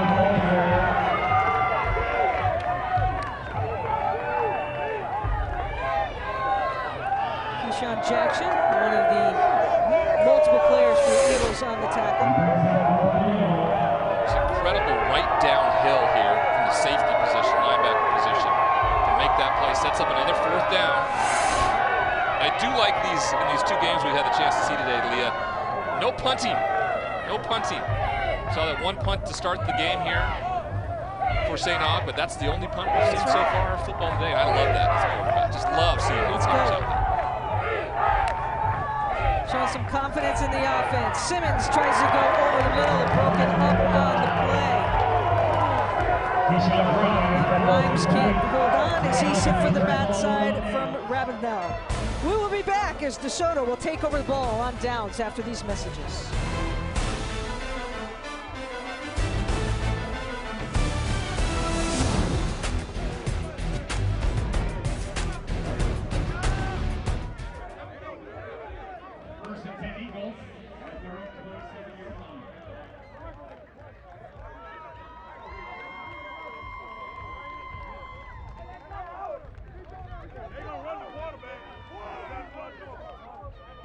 Hey Purple Knights, this is Tyron Matthew, class of 2010, and back in the Big Easy with the New Orleans Saints.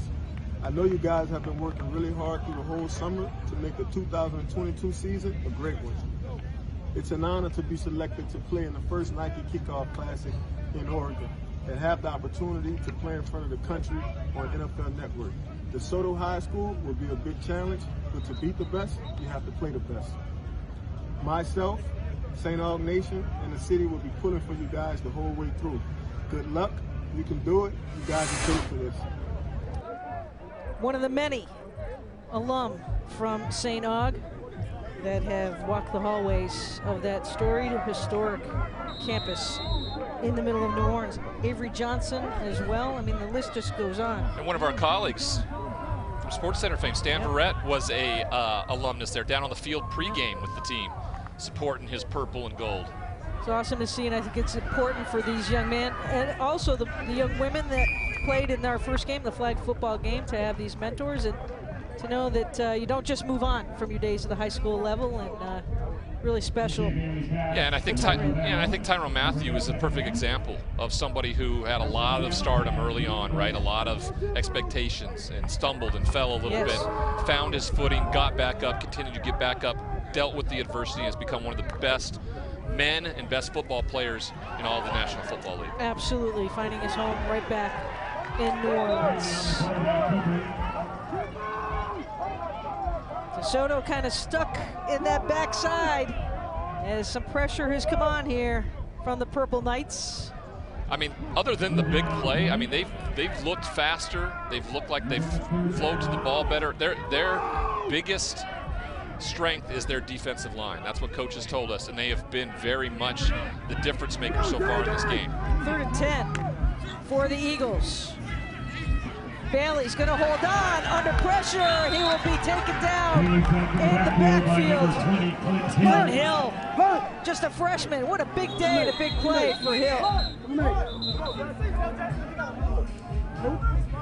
Number 10, Cornell Harris, the injured player on the field. Is down on the play. He was also involved in taking Bailey down.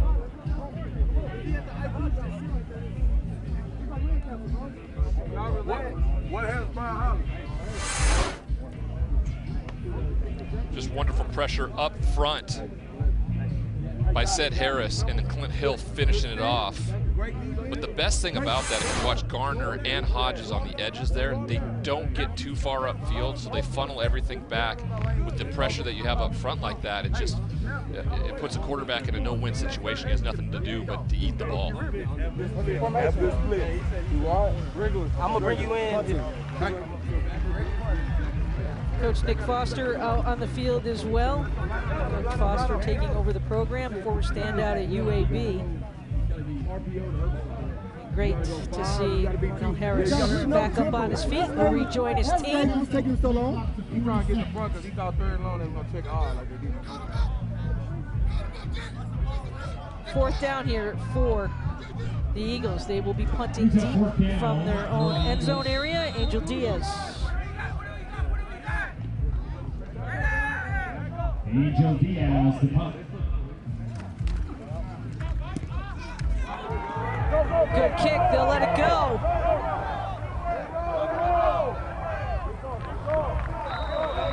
And the Purple Knights will start from roughly their own 37-yard line.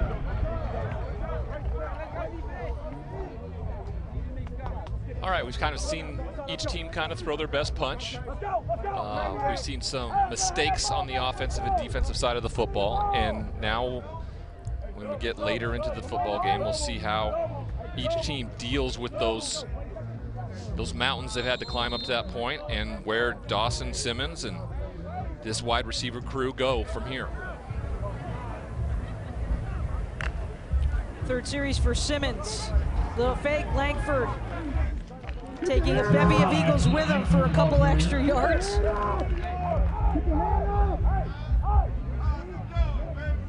St. Augustine out of the 7th Ward in New Orleans. It's an all-boys private school, preparatory school, was founded in 1951 by the Archdiocese of New Orleans. Talking to some of the parents ahead of the game, and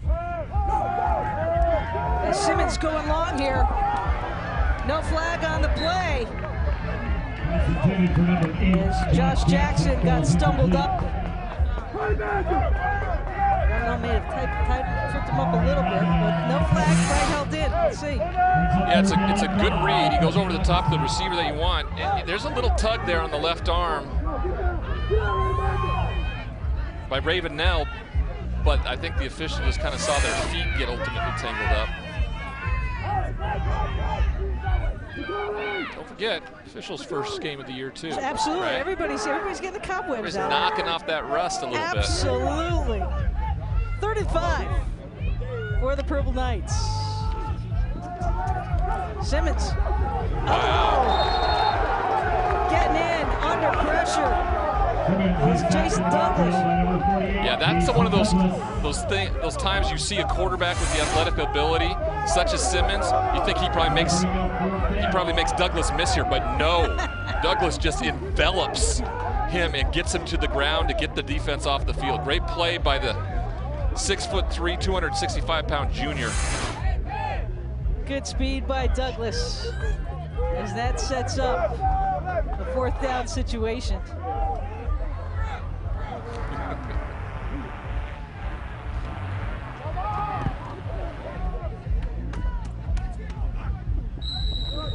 Ravenel with the fair catch. Things starting to heat up just a little bit, and it is a little bit warm here in Beaverton, Oregon. So you don't want to be doing that on the visitor sideline, that's for sure. You don't have any protection over there.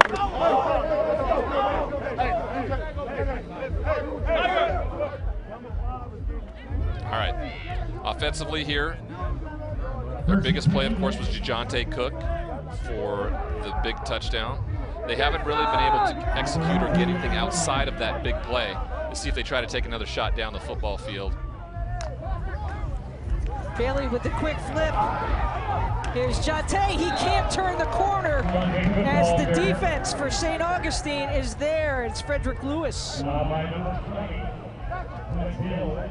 Clint Hill also in on the play. Incredible pursuit there, Frederick Lewis and Clint Hill. Watch this. They try to get some trickery going. First off, Garner gets his arm out to put a little stop on that, and then, of course, Frederick Lewis just gets his arm out and makes a big play. No huddle offense for the Eagles. Dallin Jones with the reception over the middle.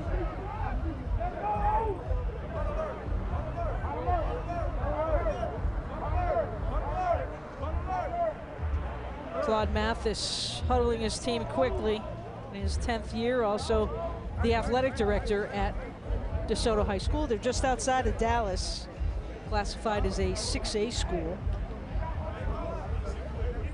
There was one on the other sideline there was a flag, but 2 players in Previous motion. spot, going to repeat 2nd down. Sideline warning there. Well, there may have been a sideline, but there was a penalty also called on 2-men in motion because it set them back now to 2nd and 20. Bailey controls the high snap. It just didn't start good. DJ a bit upset. Bring up 3rd down for the Eagles. At 610 yards passing a year ago, 9 TDs as a junior.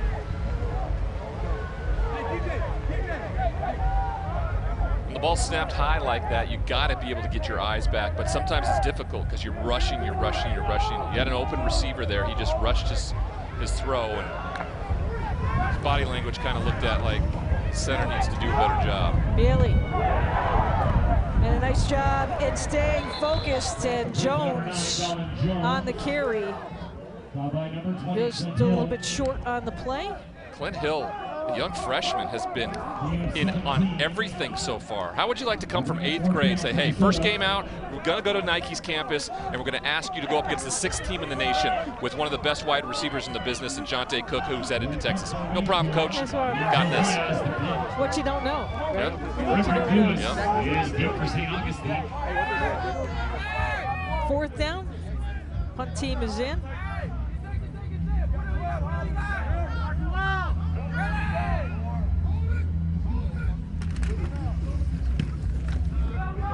Diaz. That'll drop just inside the 20-yard line as the Purple Knights let it go.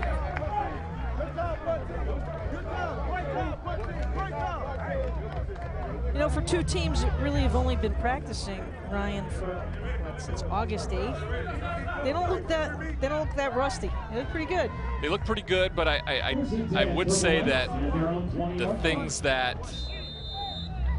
coaches would like to see better because of the lack of reps probably is the execution, right? Snaps that are high, fumbles, penalties before the snap, things like that. Those are execution things that you get with more reps, more time with practice. Dawson Simmons will start at about the 20-yard line, and a gain of 2 on the carry. Brandon Booker, the outside linebacker, of course, reads that perfectly. When you're running the run-pass option, right, the RPO, that's your key. You're going to look at him, but he does a tremendous job of staying on the line of scrimmage and making that running back commit to going back inside, which you funnel back into those great defensive players in the middle who make the tackle.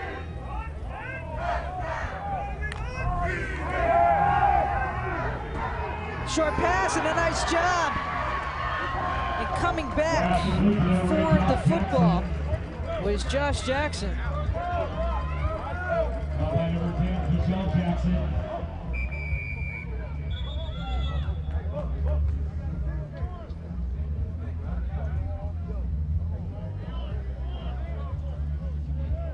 At the end of the first quarter, the score is St. 7. That play will bring us to the end of the first quarter of play. Tied at 7 here at the Nike Kickoff Classic.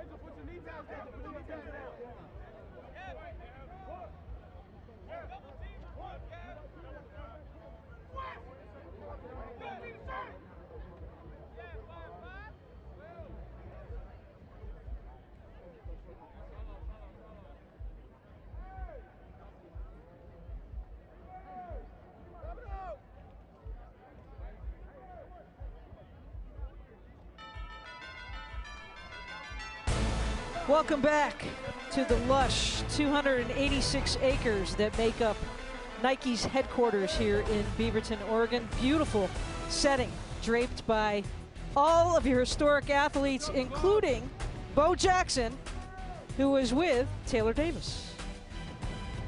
Well, everyone, truly one of the best to ever do it. Bo Jackson joins me now. Bo, you've certainly played on a lot of big stages in your day, but this one very unique. What are your thoughts on the efforts the NFL and Nike are making to invest in our younger athletes?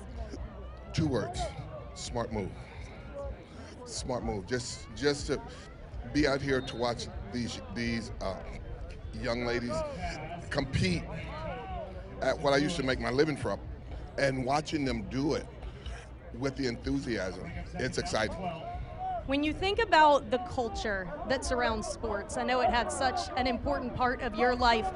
What advice would you give some of these younger athletes that are benefiting from opportunities like this? The same thing that I've given to every young athlete since I got out of sport.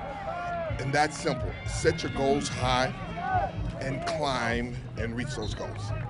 How would young Bo have performed out here in your day? These girls would run rings around the young Bo. I wouldn't play against them. You wouldn't? No. Yes, they're very impressive.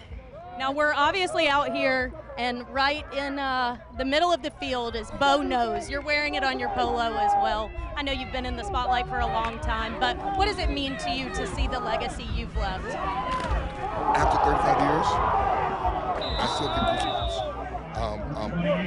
I come to Portland about two to three times per year, and it's always exciting. It's like waking up because it's Christmas all over again.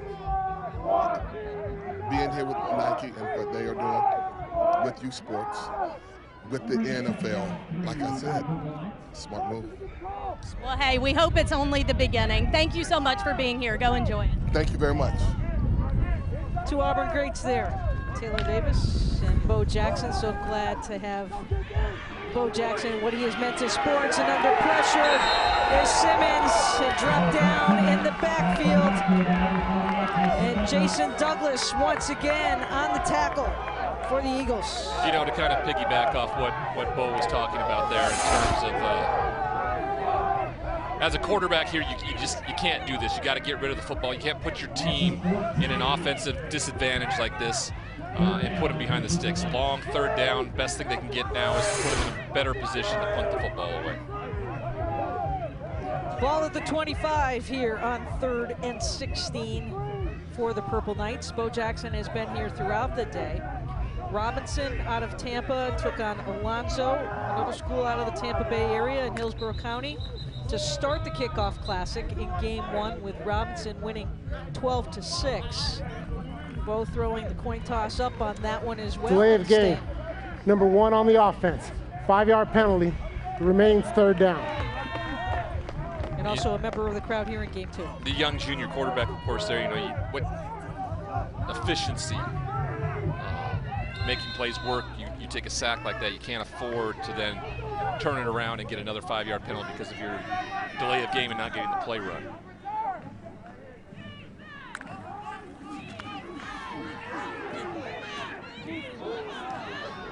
Nice move by Jackson, nicely done. Karaz Johnson on the reception on the play, but unable to turn upfield. And that'll bring up 4th down. Good play call, right? You know, you got 3rd and forever. You go with the wide receiver screen. Defense does exactly what they're supposed to. Keep everything in front of you, make the sure tackle, don't allow one of those speedy wide receivers to make a big play. And now you have an opportunity to probably get the ball around midfield. So DeSoto, a very, very good defensive possession right there. Ravenel is deep for the Eagles.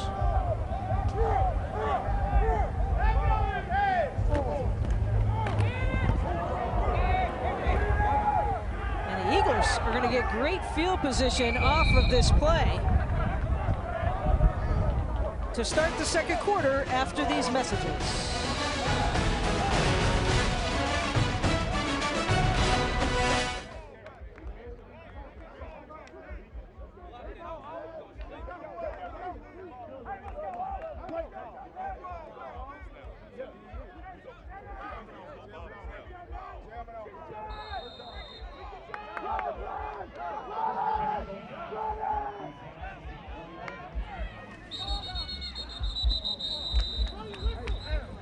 Welcome back to the Nike Kickoff Classic, the first of its kind to kick off the high school football season. And no better place to do it, Ryan, than right here in Nike Town. Yeah, we were talking about Jackson earlier, and he commented around the Nike aspect of things, right?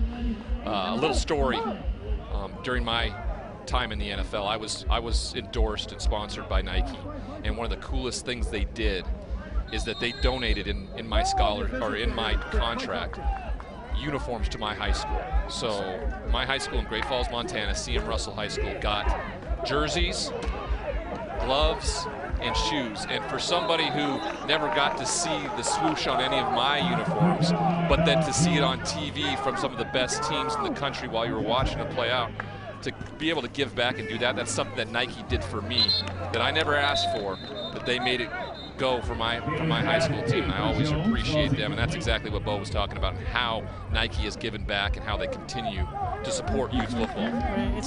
It starts young, and if they don't have that base, we've been so fortunate, Ryan, and obviously you've been at that highest level, that peak level, but it's never easy. It's not easy for these young men and women, and to have some of them will never have the opportunity that they're having today and this weekend created by Nike. And just getting to be a part of it is you know, I've got to run into a bunch of friends, really. 25 years ago when I signed with Nike, there were guys who were working in, like, they were interns, and now they're running it now. And it really goes to show how you interact and treat those people at the time because of the relationships that extend and are built, and they continue to give back just like their bosses did while they were interns. Jones with the reception on the play. He has definitely been the go-to for DJ Bailey. And the hurry-up offense is working for the Eagles. They are inside the 20. Whistle on the play.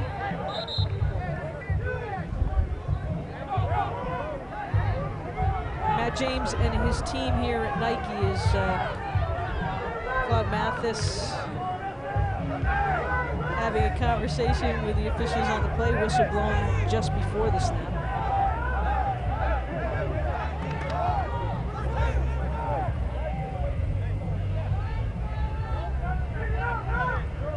Looks like we will repeat the down.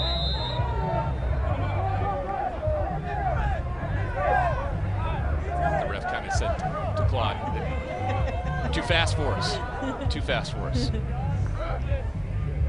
First and 10 for DeSoto. Tip ball and an INT for St. Augustine on the play. Jacob Dunn, the senior corner, coming up with the ball.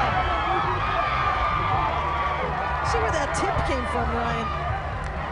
Looked like the edge man on the line of scrimmage was able to get his hand on it just enough. You got Garner, the big edge rusher, and then a wonderful job of stepping in front of the pass. And then another turnover, setting up the Purple Knights with the big play.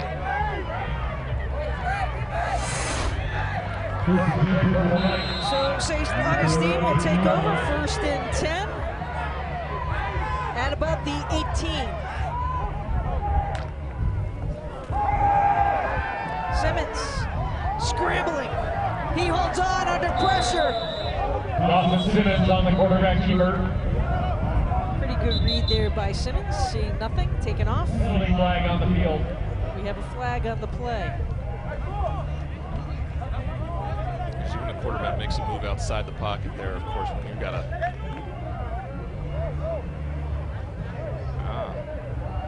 It's going to be on DeSoto. Help.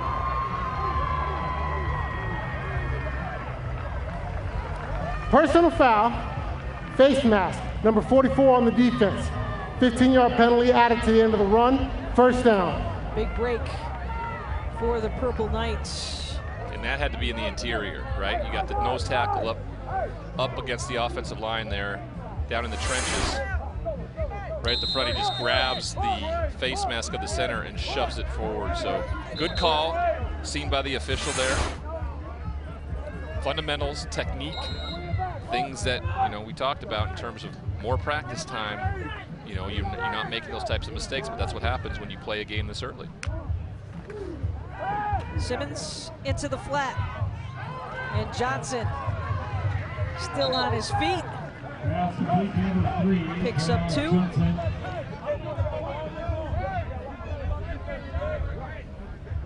Now, what those plays are essentially just little bubble screens for these wide receivers. They're extended handoffs. It's what they're meant to do is get these defensive linemen who are going hard and early in the season, maybe not have the conditioning, get on out and run and to make tackles. That's what those are for. I know you only pick up 2 yards, but ultimately it's little incremental things that lay down the groundwork for late in the fourth quarter when you try to get that defensive front as tired as they can.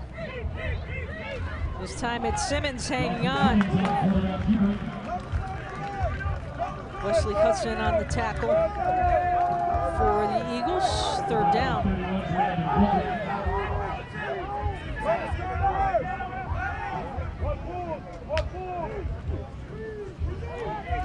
Simmons once again up the middle. He'll be short by about 2 yards. Depends on the placement of the ball. Maybe a yard.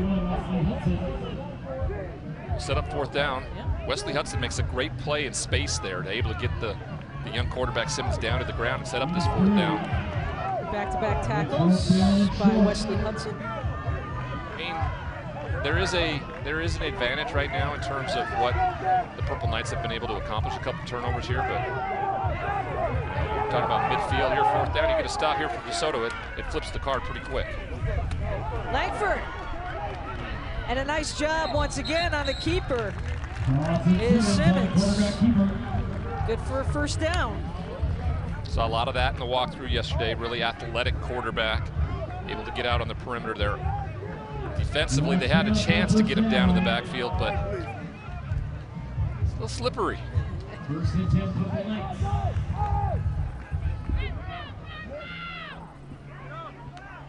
And the Eagle 48.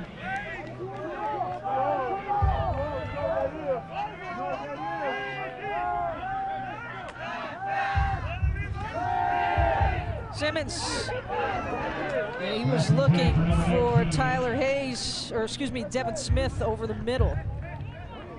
Senior wasn't there. Want to force that ball in there like that, especially on first down, right? That's an opportunity right there. Maybe find your check down, pick up a couple yards.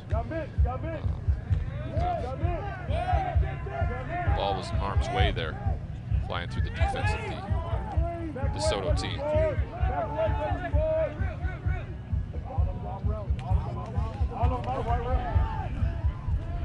Simmons once again rolling out, scrambling. He'll hold on, picking up about 2 on the play.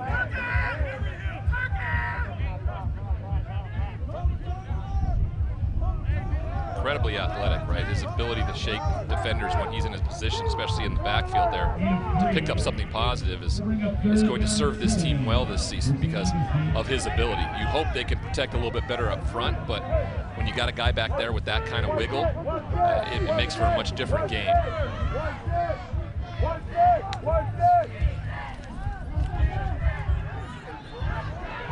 Simmons calling for somebody to come back. And it's intercepted, intended for Josh Jackson on the play, but a nice job on the INT is Mathis, who gathers it in for the Eagles.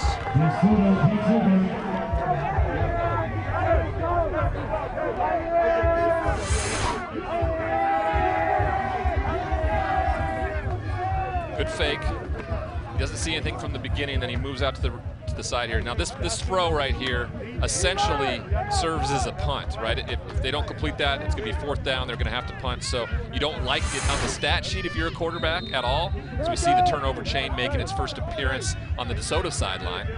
But it serves its purpose of putting the ball now in the hands of DeSoto, backed up a bit. DJ Bailey. Nothing there. He just throws it away.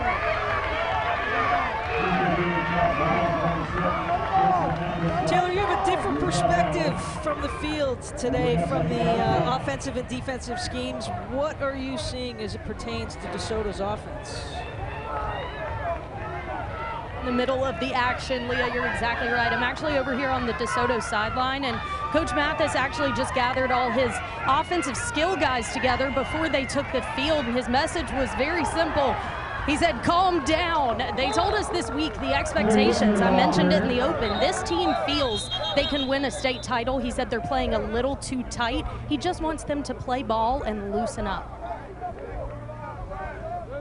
Anytime you're early in the season, right, that is, first game jitters. You're playing in a historic game for them, right? I mean, there's all of those things that go into it. So, I mean, what they're going to be able to take from this game, hopefully, of course, is a bunch of education, right? A bunch of reps that they're going to get on film to be able to correct and things like that. But ultimately, you want to be able to win the game, right? You want to escape without a lot of injuries, and you want to win the football game because though you may struggle, you want to have a way to emphasize a positive moving forward for this team that has so many high expectations in the state championship run this season.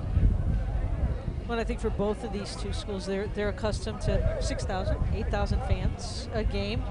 Nice to be able to come up here in this venue and have the opportunity to really hone in and be together and that collective thought as a team. We're going to step aside from Nike's campus. Stay with us on the NFL Network.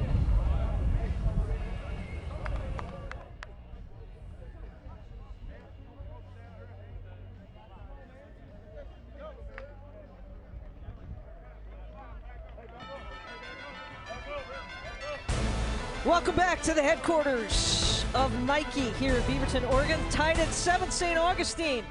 The Purple Knights and the DeSoto Eagles.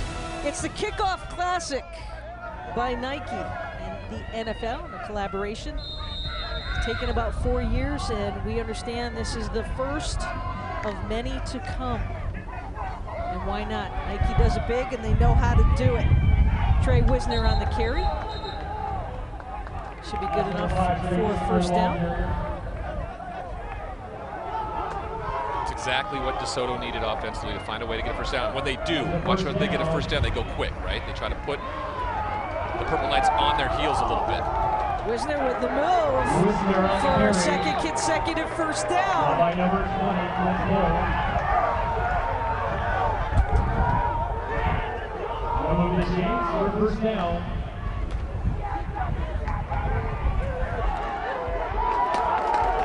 This is where they really get going, right? Yeah, when they get that high-speed offense moving. Move the chains once again on Wisner's carry. Little timeout for St. Aug. Catch a breather, get their defense back set up, because right now, Wisner in this offense is rolling downhill. Starting to feel it. Starting to feel it. Starting to feel the difference in the momentum switch. Well, when you got a team on their heels like that and you keep going, if you look at it, they've run the same play, right? The last 3 plays. They've been explosive plays. And so it's easy for the offense because you don't have to do anything different, right? Defensively, they haven't shown anything that they could stop it, so you just keep doing what you're doing and keep punishing them downhill. And when they're getting lined up late, they're never in a good position or technique-wise to get a play made. And Wisner, of course, with the talent that he has, the young man headed to Texas, right? 5 rushes tonight, almost 30 yards. That costly fumble to start the football game, but clearly has that ability. And aside really for that one long pass to Jonte Cook, he's been kept pretty much in check. He was welcoming the one-on-one coverage when we spoke with him yesterday. But they keep it on the ground and moving the chains once again. A solid run. Ridden Jr. cutting back in field. And DeAndre, in the top 25 backs in the state of Texas for a long first down. Here he goes again. And they will bring that one back.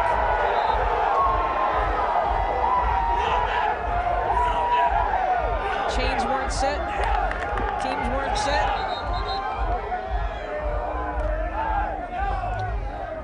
The referees didn't know they were going to be in for a running match like this, right there. See some of these St. Aug players with their hands on their hips and their thighs, right? I mean, this early on, the conditioning factor on all of this. Encroachment, number 2 on the defense. 5-yard penalty, remains second down. A lot of breath there. Our official. Just a wee bit. Just a wee bit. Yeah. He's about 2. I don't envy him, right? I'm finally situated right here next to you, Leah. Good thing the sun has come back in the clouds. Here come the Eagles on first down. Finally wrapped up. Here's Ridden Jr. Flag on the field. Murray Cooper, Bobby Kennedy. Jonte Cook here is going to get another stern talking to. This is 2 plays now that are going to be examples of really putting your team in an awkward and silly situation, right? I think there's going to be an unsportsmanlike penalty against Jonte, who got into it with the corner. Jeremiah Keppard is one of their star players.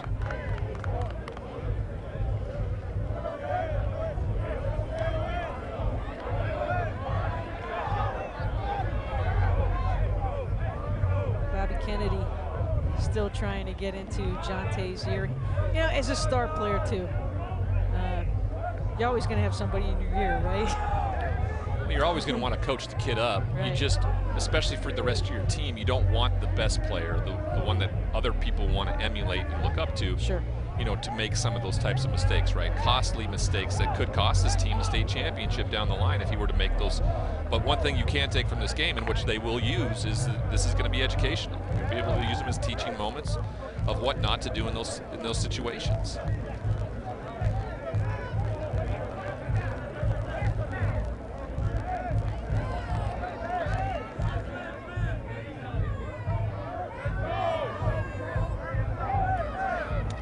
Personal foul, face mask, number 1 on the offense. Be a 15-yard penalty. We can repeat first down.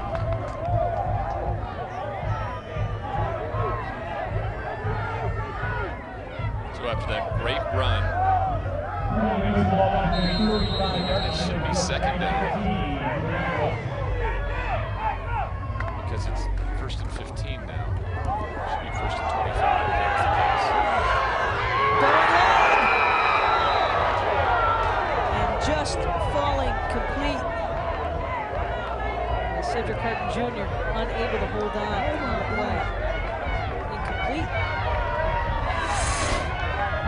Wonderful attempt here by the wide receiver. Ugh! Ball is in his hands until it hits the ground. The ground, of course, pops it out. Another great ball down the field. Fortunately, of course, I'd like to look back at what went down there, right? Because if it was a 15-yard penalty, it would have been 1st and 25 on 1st down. Maybe because of the penalty that pushed him forward, brought it back. Anyway, no matter what, it's 3rd and 15 now. Let's see how this DeSoto team responds, whether they set themselves up for a 4th down play or maybe get themselves into a field goal position. Porter on that last tackle. Bailey tries to get his feet around, unable to, but the pass is complete. Gathered in on the play by Cedric Carter Jr.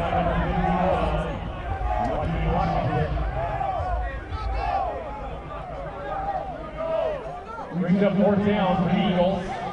4th down thanks to Joaquin Washington's tackle on that play. Just a few yards here or there may have set themselves up in a position to be more comfortable with the field goal attempt here. Points have been at a premium after a couple big plays to start that 1st quarter. A lot of punts. Angel Diaz with the attempt. It's no good. Kickers. This is the setting to try it. It wasn't the prettiest kick, but in a picturesque setting. Yeah, so, right? That's right. Yeah. You're not going to have a better field than what you're playing on today, that's for sure. Wide left. And so, the Purple Knights will take over on downs. Here's a great view of it from above for drone camera. So for everybody out there watching, right, this wasn't a football field a week ago, right? This was a park in the middle of campus here where everybody spends time. They turned it into a Bo Knows Just Do It Nike Kickoff Classic football field, and it's been incredibly impressive. The welcome, everything that Nike has done to participate in all of this. And really making every single young man and young woman playing in this game feel extremely special. Oh! Johnson nearly gathered that one in just off his hands. Wonderful throw on the run by Simmons. He puts it in a place where only his wide receiver can get it, and off the hands of the senior. He would like to have that one back. That's one of those plays he was making yesterday when he was talking quite a bit because he was making some big plays. Hopes to go into sociology. He said after going through COVID and seeing how it affected other young men and women around me, he said I really wanted to get into that mental health piece and hope someday to work in that area. Hopes to also play football too, like many of these men. and you would never have heard that kind of conversation from people at this age, not even 5 years ago, right? And so it's incredibly important in the light that has been shown and shined on mental health and how now these young men who may not have a future in football, it has given them a platform to try to help those rise up, and that's incredibly impressive to hear. 3rd down.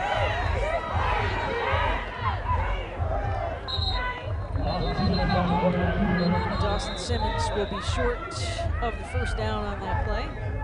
Whistles once again.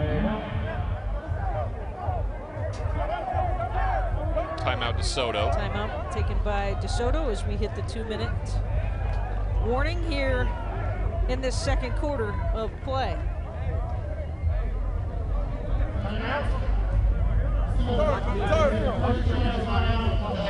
All right, now you have an opportunity, right, for your coaching staff to start working on game management, right? Time management, huge factor in every aspect, at every level, from high school to college, the pros. You look at what really cost the Dallas Cowboys was the time management, right? Game management by Mike McCarthy, their head coach, that cost them their final play against the San Francisco 49ers. You watch them play out in college at all levels, and now here at the high school level, right? You got Claude Mathis takes a timeout here to preserve some time, get the punt back, hopefully, and give his team a chance to score before halftime.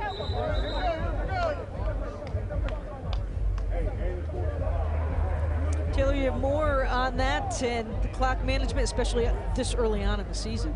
Well, like you both said, game management, even in-game adjustments, it's really a theme I'm hearing on both of these sidelines. I think a unique aspect of this to keep in mind is really the lack of familiarity between these two teams. We asked players yesterday in practice, how much do you know about your opponent? And they all said, not much. It'll be interesting after the half to see how these coaches handle in-game adjustments now that they know a little more.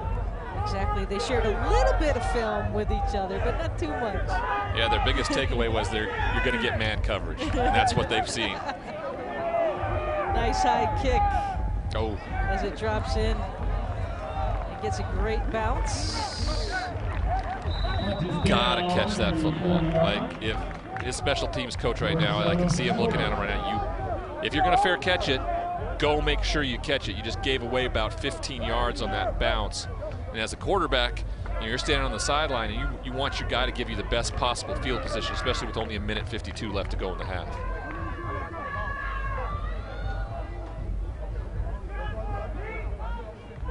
DJ Bailey and the offense for one last run here. Plenty of time. As you see Jacob Dillon on the flip side for St. Augustine. And they keep it on the ground. Wisner, who had plenty of success on the last series, is the Eagles want to keep this thing moving. No huddle offense.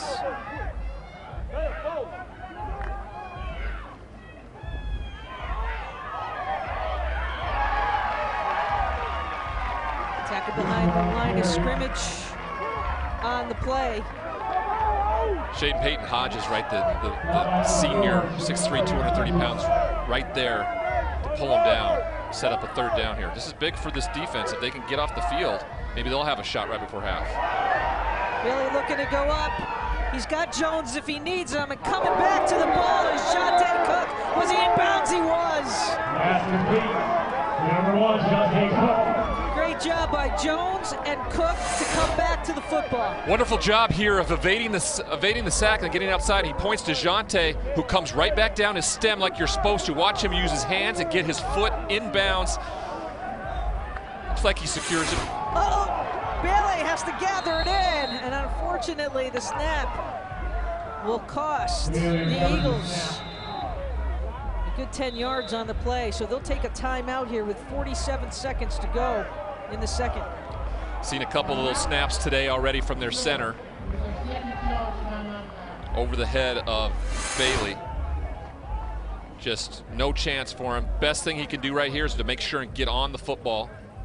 Like everybody who knows, who's ever played football, that ball bounces wherever it wants to. It never is going to give you the right roll, so luckily he gets on it and is able to give themselves another chance, right? They take another timeout, sets up 2nd and 22 with only 47 seconds left. Now they're on the back on their side of the 50-yard line. Coaching staff getting all together and meeting first before they have one final word with the players as the Eagles head back out into the field. St. Augustine breaking their huddle.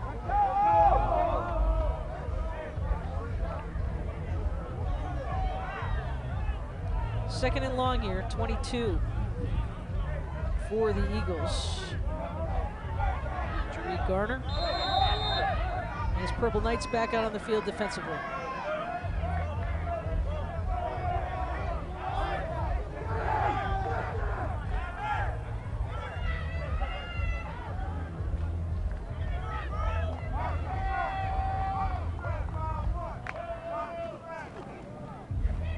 Bailey to Cook for the short game.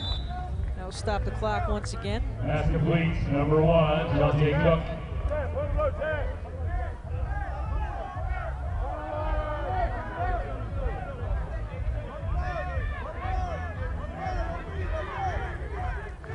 Jones and Cook on the near side.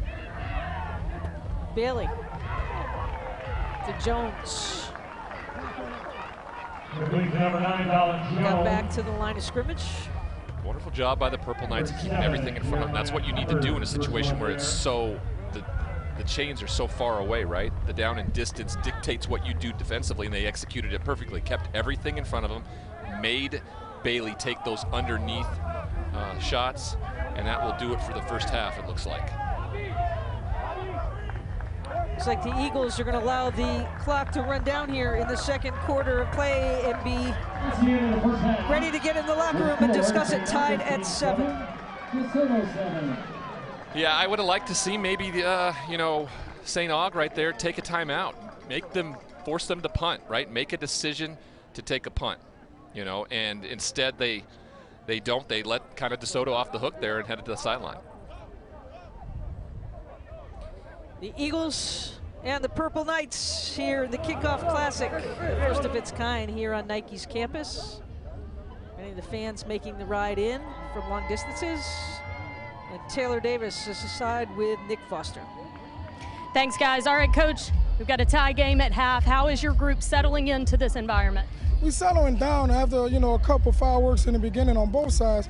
We're able to settle down, but their tempo is killing us. Once on defense, once we settle down, we'll be fine. And on offense, we just got to keep our composure in the pocket. We got some things working downfield. You mentioned that tempo. I heard you telling the guys that on the sideline as well. Second half adjustments, what more do you want to see? We got to line up, get the play in, and adjust, all right, and play ball. They're a Texas team. That's the type of style of ball. They play fast football. So we just got to adjust to the tempo, but also control the game and play our type of game. Thank you, Coach. Thank you. Thank you, Taylor. The Nike Kickoff Classic, St. Augustine and DeSoto from Beaverton, Oregon, right here on the NFL Network.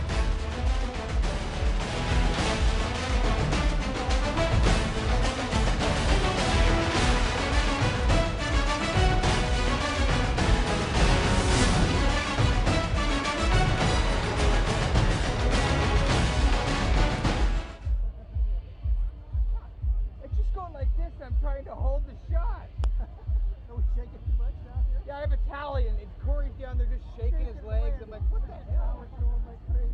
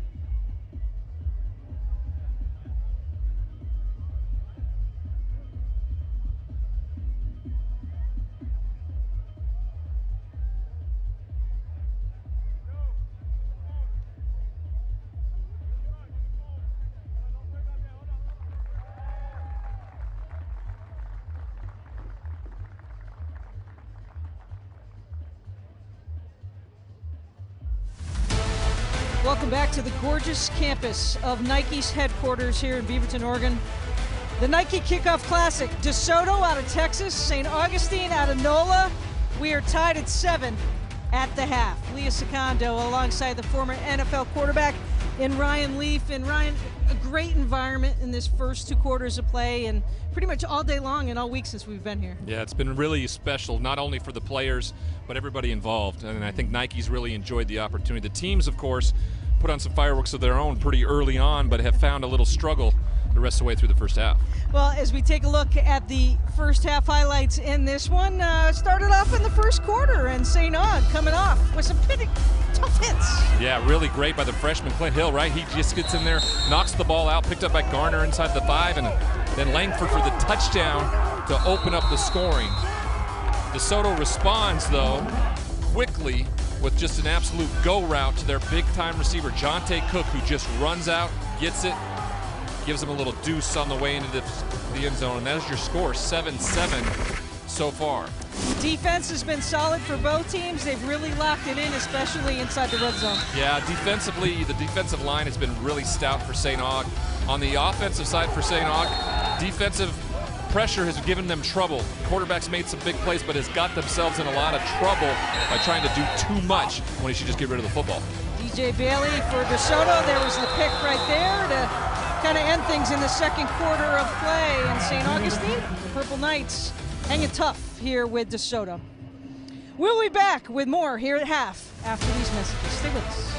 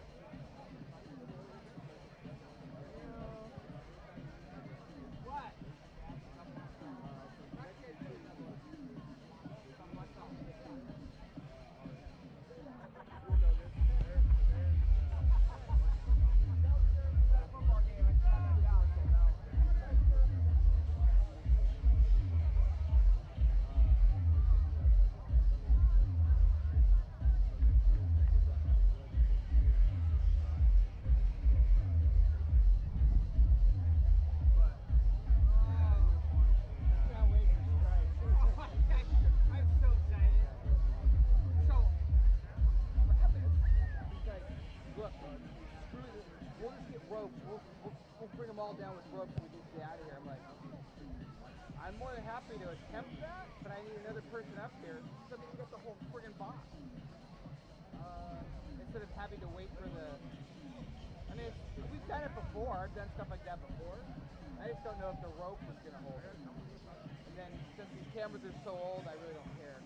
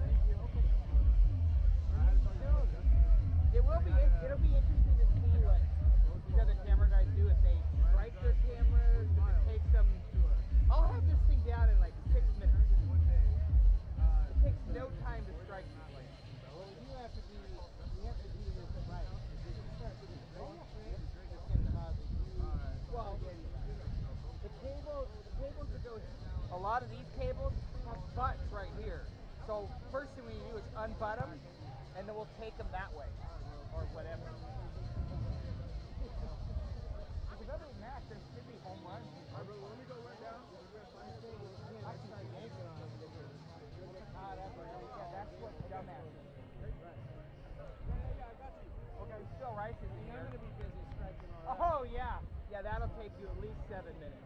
You know what? That'll take you as long as it takes me to strike this. Unless you're Beal, then it will take 2.5 hours. I'll be the last one back to you. I don't even know how you put up with Beal. I'd be like, dude, it goes in a box.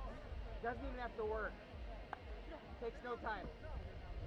I've never understood why the booth takes so long to strike. Well, same reason Tim Fortune. It's like, he gets done, he's just talking to everybody while he's striking. Like Stacy, who doesn't do anything but talk.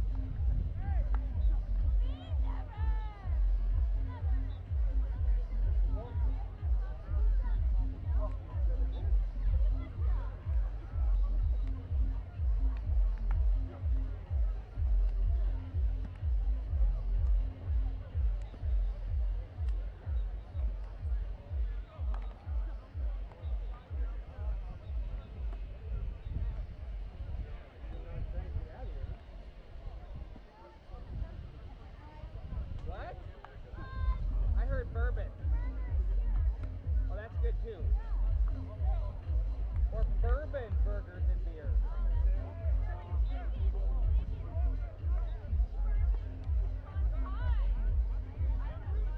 All of that sounds good.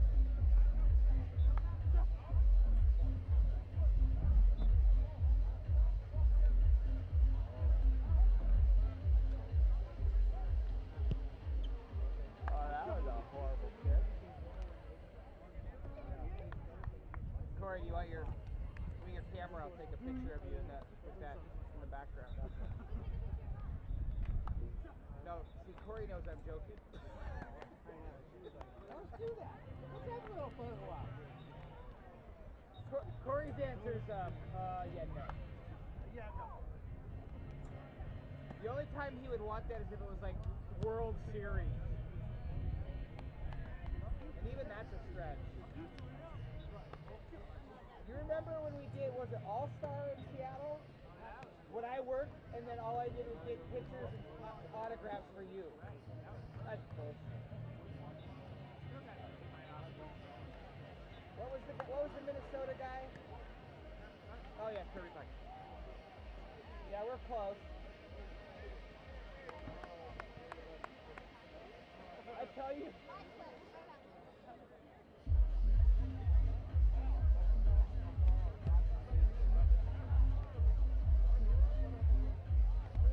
Hey, Corey. Hey, the official said as soon as it hits 0, you go to 3 o'clock and go to 3 and just roll it right away. Right? What hey? Yeah, maybe. I mean, before he, just nailed.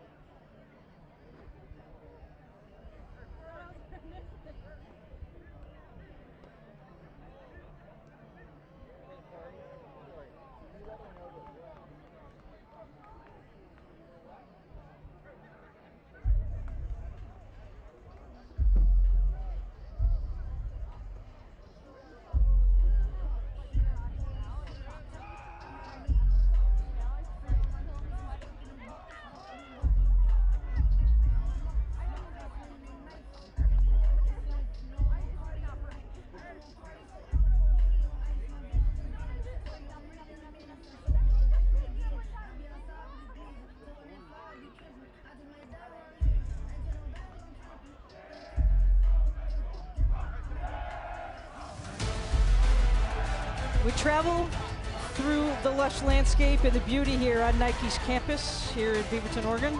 Tied at 7 as we get set to start the third quarter of play between DeSoto and St. Augustine. Here's Taylor Davis with more. Yeah, guys, I spoke with DeSoto head coach Claude Mathis at halftime. A little bit disappointed, not gonna lie. I asked him to explain the first half. He said it was sloppy. He said that's what happens when you start the game with a turnover and you've got a lot of new pieces that are just trying to settle in. He said his message to them is what I said earlier. He wants them to calm down. He said, we're looking at this. We know the opportunity is there. We know we have the talent. We're just not executing. He also said he got on Trey Wisner a little bit, really wants him to play to his full capacity. He wants to continue to run the ball and stick to tempo. He said, we got a little pass happy, we got a little lazy. We are a tempo team. We are going to run the football, and that's what he wants to see this second half. Yeah, you want to see that when you are, and that is your identity, right? Running the football. But what it takes is, and what we've seen is when they get the first down, that's what happens. Once they get a first down, then they go fast.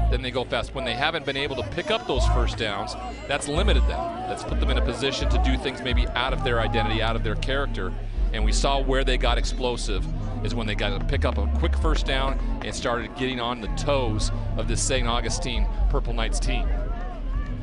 Well, they will get the ball here to start the third quarter of play with Jonte Cook and Trey Wisner deep for the Eagles.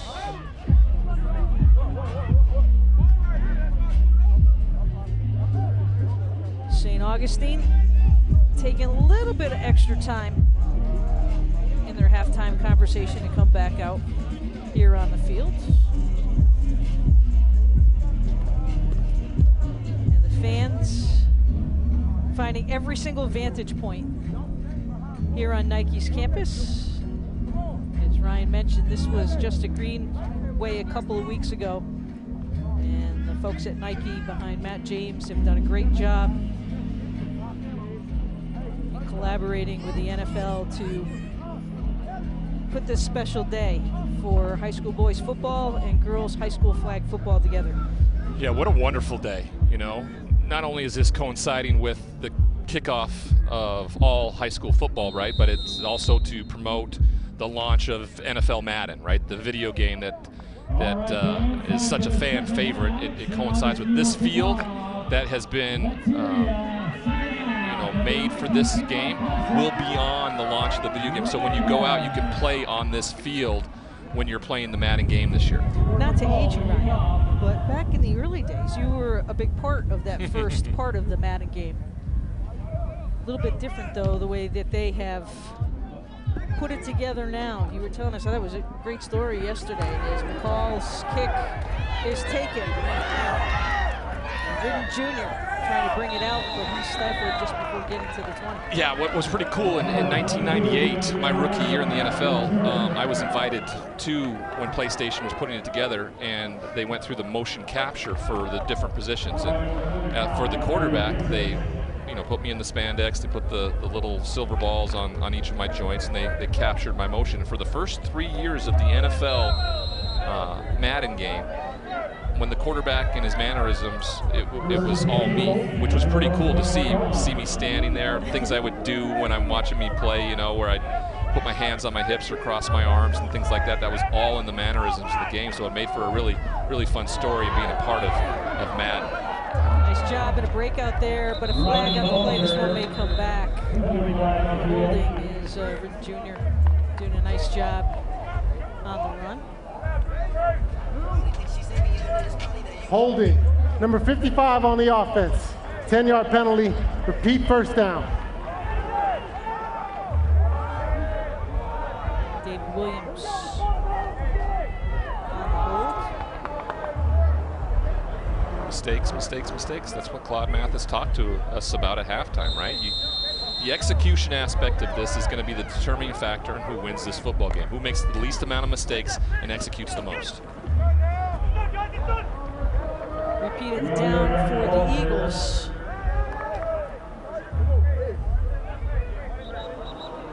Ridden Jr. on the call again as he will head to the sidelines.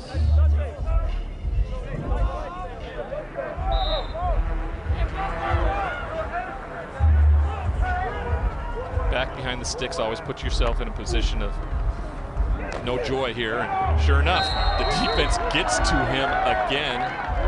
Unfortunately, it looks like his helmet comes off, and there could be a penalty to add to this with Cornell Harris. At the end of the play, and so much pressure for DJ Bailey. He has not been able to look downfield really since that first quarter of play to his favorite target, Jonte Cook.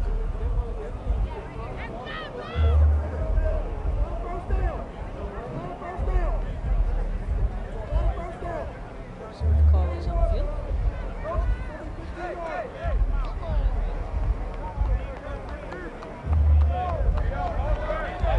After the play, personal foul, face mask, number 4 on the defense.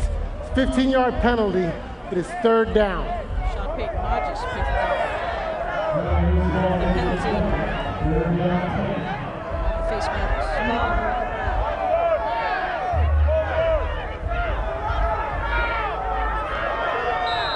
So out of the shotgun, Eagles work.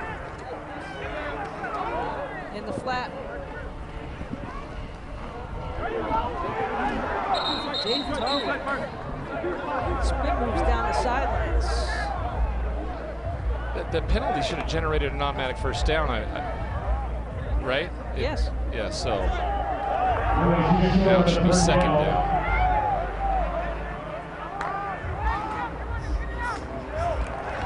Wrapped up. On the play is Wisner. Hodges doing a good job with the wrap up on the tackle.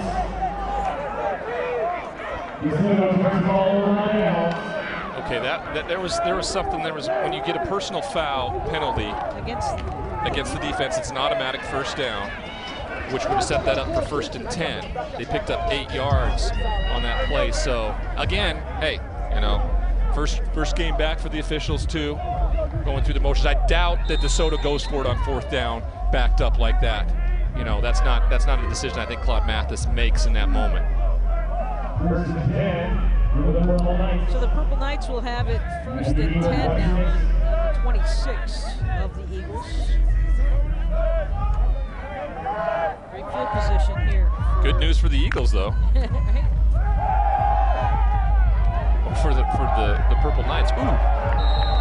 Simmons is wrapped up on the play by Marshall Curvin. Number 44, Marshall Curvin. And Curvin, just a sophomore, getting a lot of PT in this game. Great pressure up front. You can see him move through the center as well as the running back and stick with it and rip down that quarterback. What a play by the young sophomore defensive tackle, right? He takes on both the center and the running back there, tosses him out to the side and gets a big sack, a much needed sack after that turnover on downs.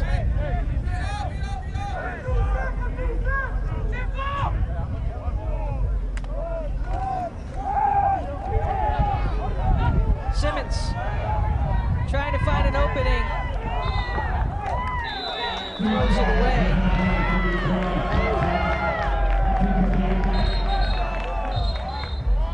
That'll bring up a 3rd down on the play. Whistles once again.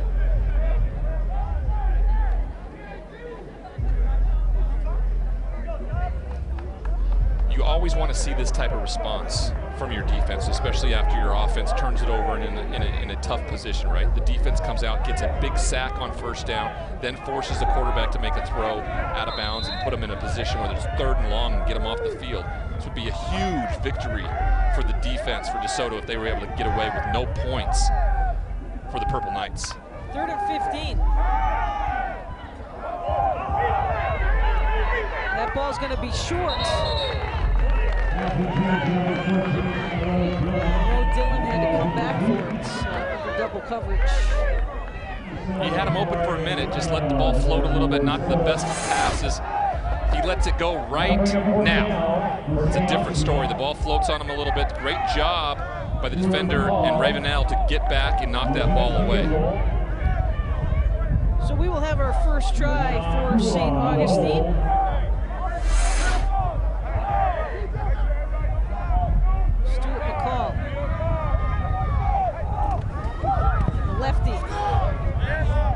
It up.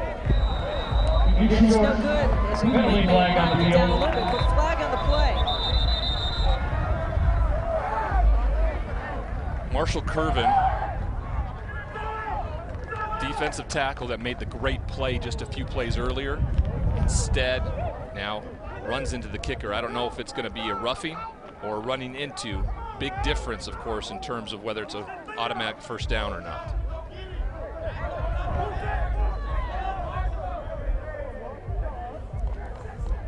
Running into the kicker. Number 44 on the defense. It's a 5-yard penalty. Remains 4th down.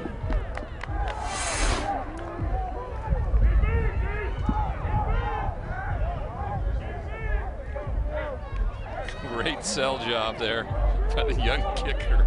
But hey, when you keeps looking this way. When you got the big guy, right, the 5'10", 265-pound kind of bowling ball coming at you, Don't you want to turn your head away from your coach though? Like when you want to look at the bench. All right, they're going to try it now. That one probably would have been good from this distance. Just a little short. Now they got 5 yards to their advantage to see if he can knock it through. Hopefully he wasn't hurt too bad by that running into the kicker. High snap. They get it down. And it looks good. And it's good. 3 more for St. Aug. They take the 3-point lead here in the 3rd quarter. 10-7, the Purple Knights.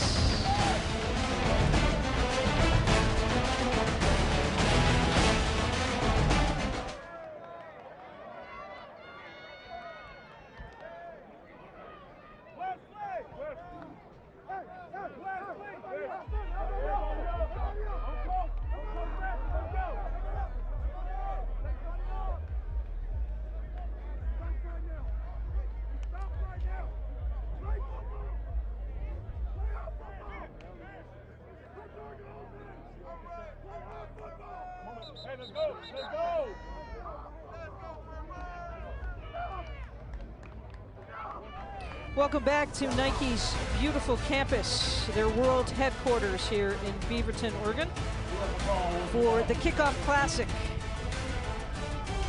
And we head over to Rolando Field, where St. Augustine out of New Orleans, Louisiana, Ward 7, taking on the DeSoto Eagles out of Texas, just outside of Dallas. The Eagles will have their first possession here of the 3rd quarter. I don't know if you caught that. I don't know if our cameraman can get that back, but that's a locked-in coach. He's got gloves on, right? You know he's ready to roll when he's coaching on the sideline. Eligibility left, yeah. right? Who wouldn't want to play on this field, right? Oh, it's gorgeous.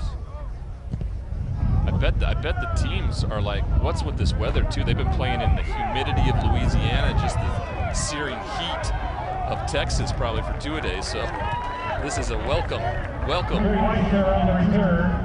Trey Weisner with a nice run out there and a good start for the Eagles. Taylor, what do you have for us? Well, guys, during that last break, head coach Claude Mathis pulled the entire team off the sideline onto the field, pulled them into a huddle. He was in the middle telling them to play our brand of football. It goes back to what he told me at halftime. We're forcing things. I need them to calm down.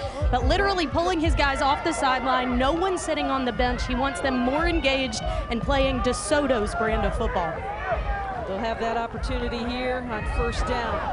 They keep it on the ground. See ya. One more move. The cutback inside. What a gain and effort. DeAndre Ridden Jr. with the big gain.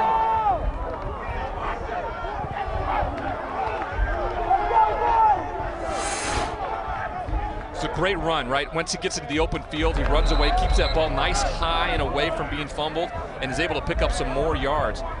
You forget about the speed factor from the St. Aug team who was able to run him down. But we went into this game talking about Trey Wisner, right? The Texas commit, but boy, DeAndre Ryden has been incredibly effective in this running game, right? When you watch Wisner fumble the first snap of the game, they went right to Ridden. He's been an exceptional complement in this running game, and this is what he was talking about on the sideline when what Taylor was just talking about. This is their brand of football, execution and making big plays. Unfortunately, that speed has to be limited when you know, in a situation like this, when you're cramping up early in the season.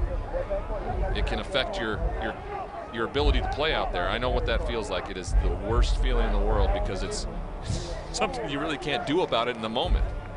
You're trying to relax, trying to get back on your feet and help your team back down on the field. As Jaree Garner's being worked on there. So Coach Nick Foster as well in the white, the headset on, the helmet. I always love how they force feed them fluids when they're going through cramps. Like it's past. It's past that right, moment. It's past. That should happen last night or yesterday, right? Yeah. Oh, and the cramp in that calf area is just unbearable too. Ridden now with 5 rushes for 93 yards. He busted off a big one right there, but he's been every time he's handled the football, he's been exceptional. So, you know, I would expect they're going to continue to ride him the majority of the time here in the second half. It's nice when you have 2 running backs, right, capable of that. It really puts you in a solid position, especially when your identity is running the football and being physical up front. Well, this is the area now as we get close to the red zone where they have really kind of stalled a little bit. Let's see if they can keep the consistency going as Garner is back up on his feet. We'll head to the sidelines. Good to see. Well, a big factor in that has been Garner in the red zone, right? Getting pressure on the quarterback. So him being out could play a huge part in how effective DeSoto is now down in this end of the field. So Garner will be going to Tulane. He wants to study Homeland Security. As we get back going here, live game action now for the Eagles. Quick game. Boy, Clint Hill has just been everywhere. The young freshman, I mean, that's got to be incredibly impressive as a coaching staff to watch a kid that has come out of middle school. Just never even dawned on me when I was a freshman that I could play varsity football. Eagles keep it on the ground. Cornell Harris on the tackle there. Said Ridden Jr. on the play. Here we go with the hurry-up offense. Hand off to Ridden Jr. once again, and he barrels his way in for a few more yards.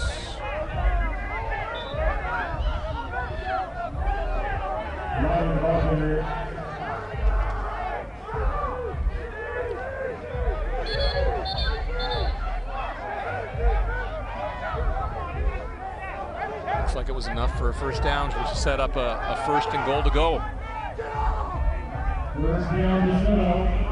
Ridden comes out, and now we got Cook and Wisner. Wisner right here, and Cook, the 2 players we talked about early on, both right there. Nice gain by Wisner as he inches in closer to the end zone. Purple Knights trying to slow and impede his progress getting up so they can't rush that next series on the play.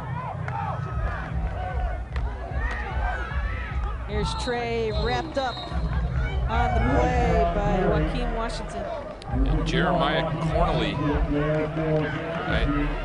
he was headed off the field. He runs back at the last minute, probably not even in the position, ends up helping make the tackle and stop and set up a 3rd and goal. And an easy 6. Dylan Jones completes the play. Good motion and effort and movement there downfield by the DeSoto Eagles as they regain the lead.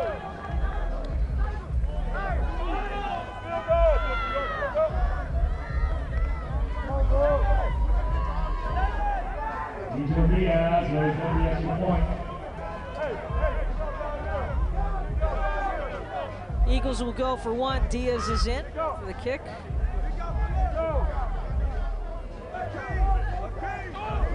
Great vantage point from above, and our drone shot was tipped at the line of scrimmage. Makes the score, DeSoto 14, St. Augustine 10. flag on the play as the Eagles may have had too many men on the field.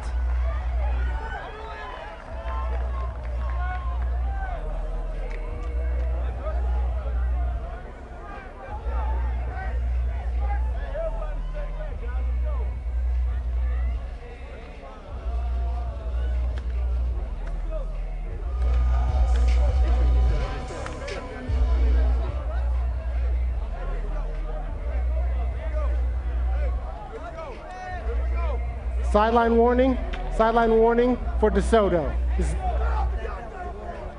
So they allow the extra point is good, 14-10. The Eagles take the lead.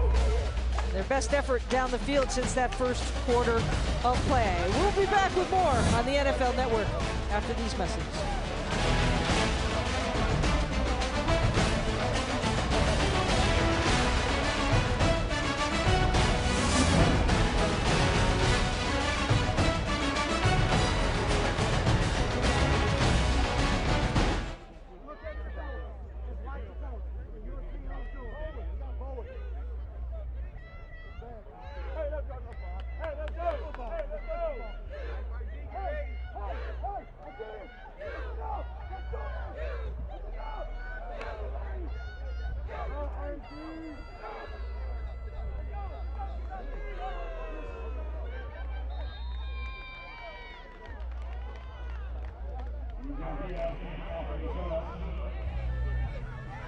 Welcome back to the Nike Kickoff Classic. The Eagles up by 4 over the Purple Knights here in the third quarter of play. 7:39 to go in the third.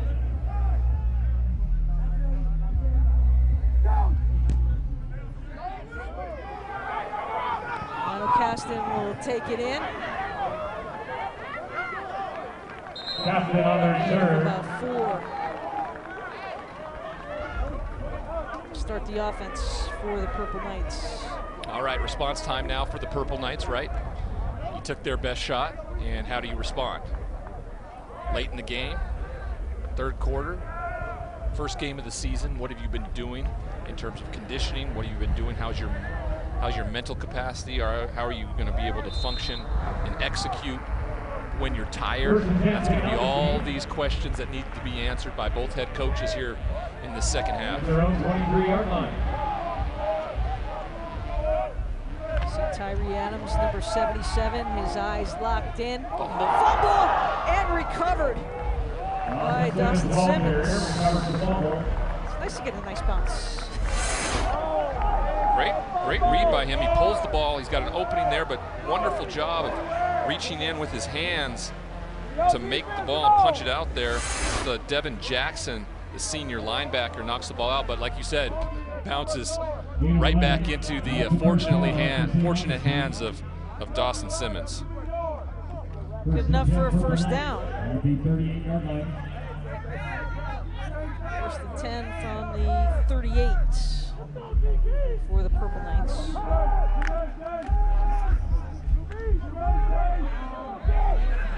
Philip Langford, who already has a 1 TD on the day, on the carry, but can't turn the corner. Jaden Miller-Jones on the tackle for the Eagles. Official got her first little physical action of the game. She got run over there on the sideline, pops right back up, ready to roll though, mid-season form.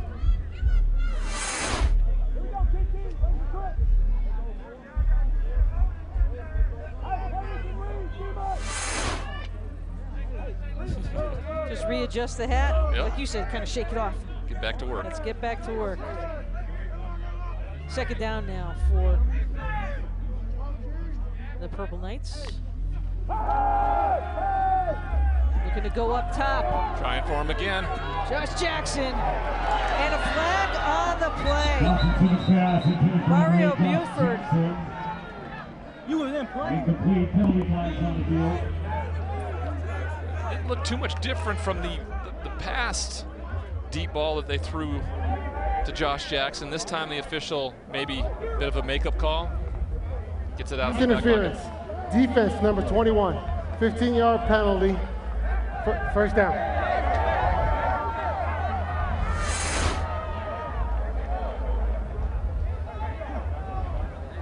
know. That one looks less punitive than the last time where they got connected, where it looked like he pulled him. But like I said, maybe just a little bit of a makeup call.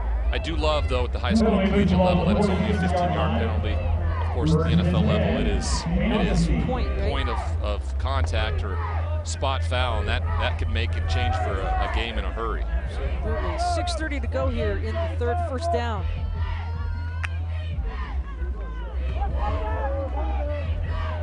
Simmons is wrapped up on the play by Jackson.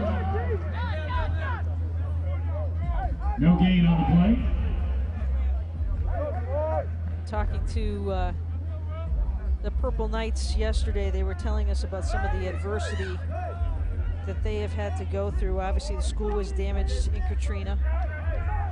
Lost some of their classrooms during that. Closed the school, reopened in 2006. Again, their school goes back to 1951. Then they're redoing their gym.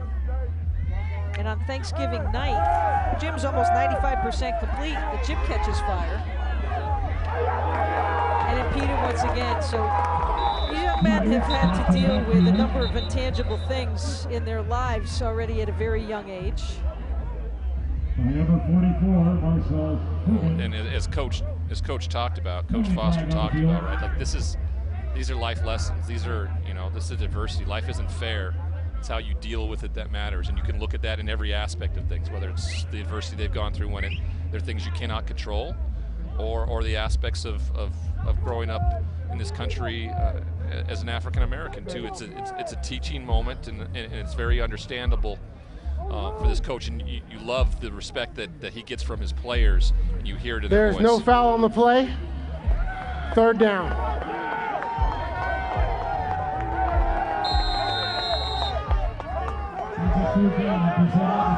Third and long now for the Purple Knights.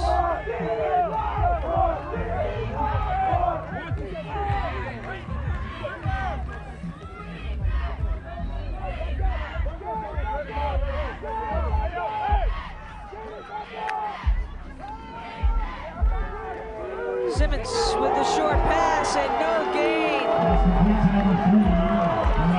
As Johnson gathers it in, but is knocked back of the line of scrimmage.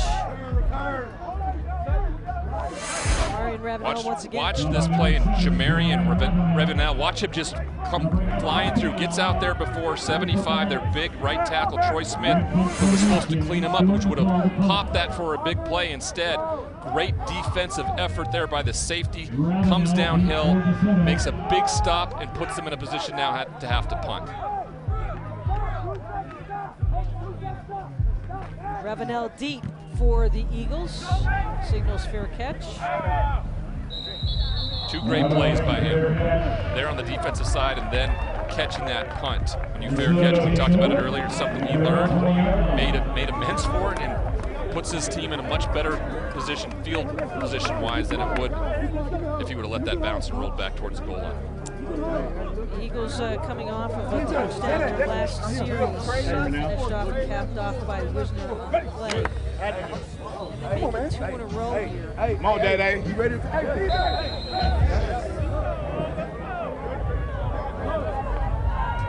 TJ Bailey coming out for the series as the Eagles will start at their own 10. Or check that, 20.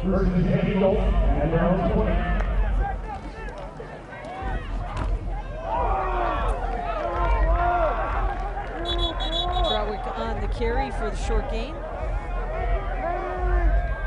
Shane Cornelius there is timeout once again as a couple players slow getting up.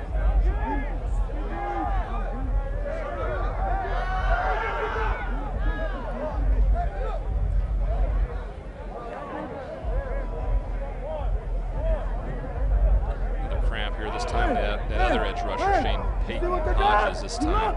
See what it's doing? It's that tempo. It's that tempo. It's that tempo. I mean, there's a lot to ask these kids to, right? 3,000 miles to travel. In some cases, multiple flights. They had to sleep at the school the night before, get on a plane, fly to LA to here. go through the practice. A very hot day yesterday for the practice, Yes. right? Yeah. And certainly today that just some of the cramping issues, of course, comes out to the dehydration aspect of things.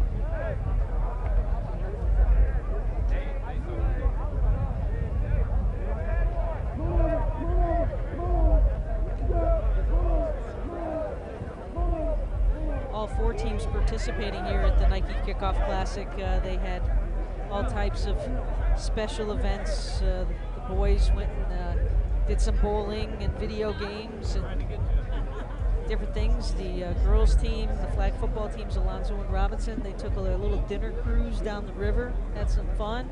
Got to see the sights from a different perspective here in Portland.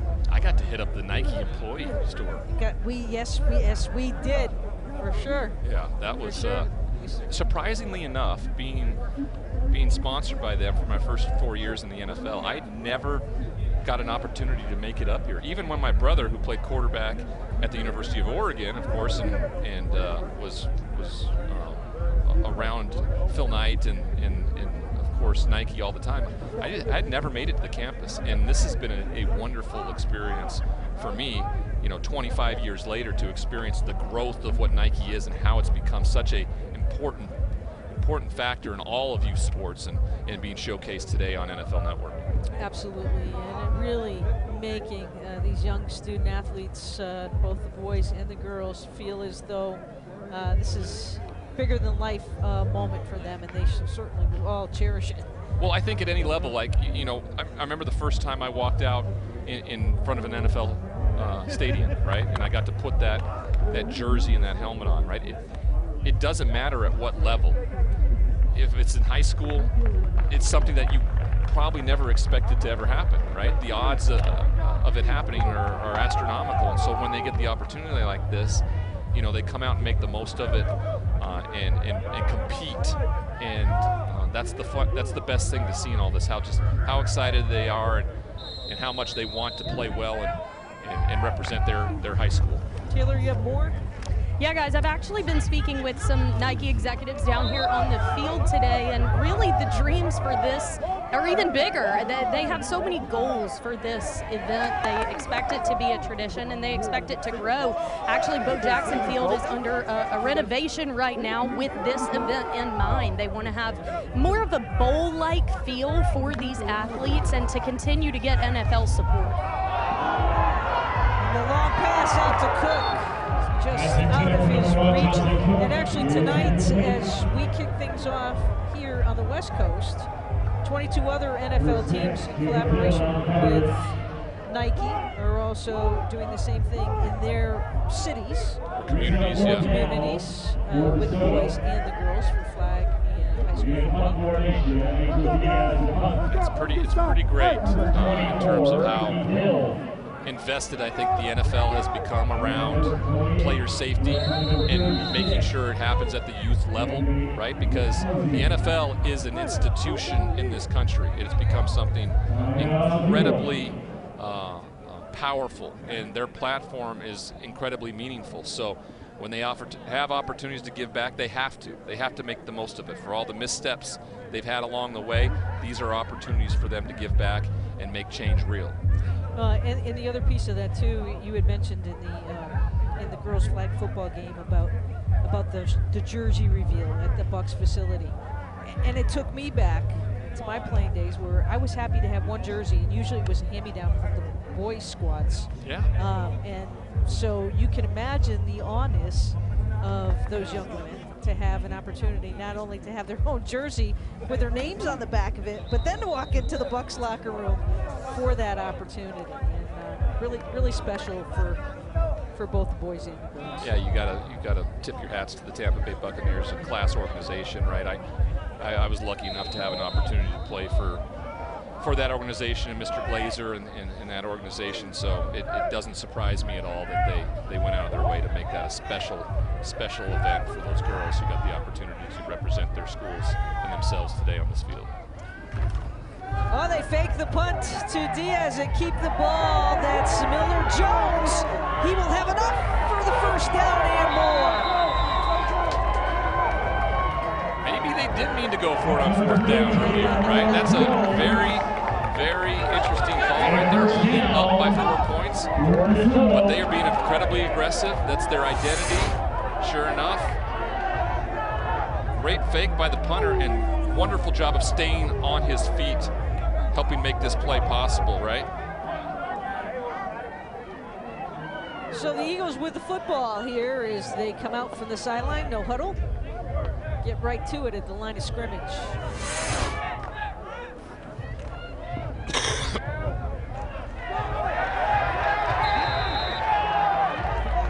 Short game by Trowick.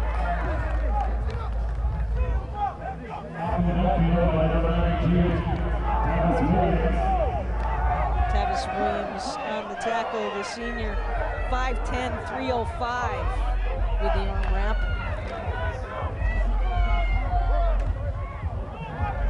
Little hole for Wisner. He's not able to stay on his feet.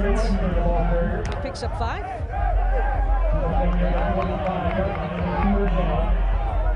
It's a big play right here. Defense has been kind of gutted a little bit. We've seen a couple of their big-time players go off with cramps, and they need to get off the field and get themselves a little breather, I think. Bailey to the outside to Cook. And I'll tell you what, lucky that Bobby Kennedy got an arm wrap around Cook, just barely. Jonte would have been gone.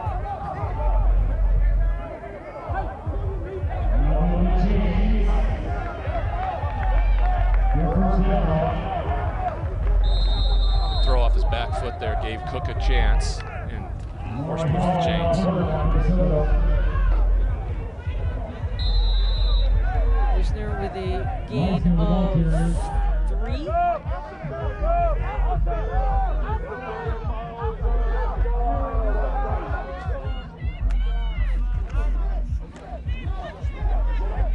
Here's Trey trying to break it open and just stumbled just a bit. Like him and, he gone. Yeah, it looked like him and Dalen Jones kind of crossed feet up, and I think the motor has turned it up just a wee tad for the Eagles here. well, if you're watching on TV right now and you're looking at the trenches and you're looking at the defensive line, linebackers, the pursuit, hands are on the hips, right? It's game 1, right? They didn't start back in early July, right? They picked up here at the beginning of August, and you know, no matter what anybody says, the physical nature of running the football ultimately pays off in the 3rd and 4th quarters, right? You keep pounding, you keep pounding, you keep pounding, and impose your will. Ultimately, if you do it well enough, you're going to win out in that conversation. Britton Jr., the ball carrier, good enough for a first down. Under a minute to go here in the 3rd.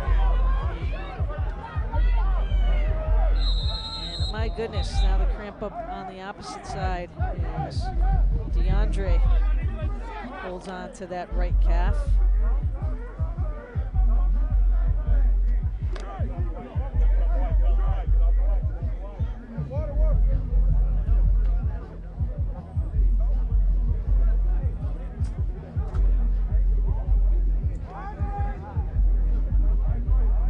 This is a great tune-up for these two schools, for DeSoto. They were telling us that the road doesn't get easy. They have district games with Duncanville, Cedar Hill, usually standing room games with 6,000 plus in the bleachers. Texas high school football. Texas high school football at its best. Yep. I lived in that world for about 3 years, recruited the Austin area. Yeah, it's a different animal down in Texas in terms of what Friday night lights mean. Absolutely. Here is Wisner, cuts back inside. Big game for St. Augustine. Their first 4 games are on the road this season. They'll play 5 of 7 in their schedule on the road. Made the quarterfinals of Division I last season before losing to the eventual state champion in Catholic out of Baton Rouge. It will be the 3rd defensive lineman from that staunch starting defensive line. When we're talking about Garner, Harris, and Hodges now all being attended to on the sideline because of cramping, and that's preparation.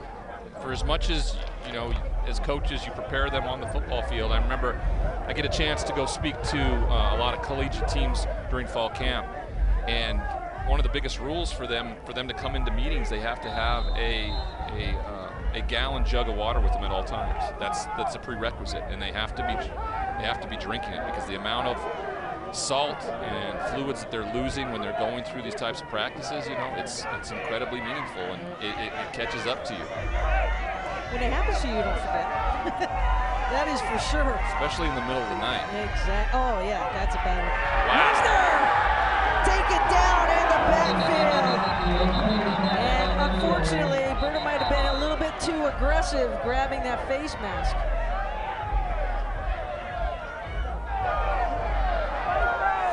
Watch here right in the last minute. Great inside move there to get him, and as he pulls him back that way, he just grabs a hold of his helmet, pulls him down right in front of the official, of course, right out there on the spot. That will set them up with a 1st and goal, most likely. Just some costly mistakes. Great play, great physical, technical play. He just didn't finish the way you have to.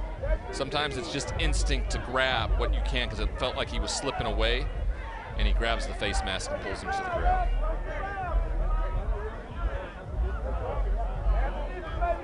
March it off. Personal foul, face mask, number 99 on the defense. Half the distance to the goal. It is 2nd down. It's got to be an automatic 1st down.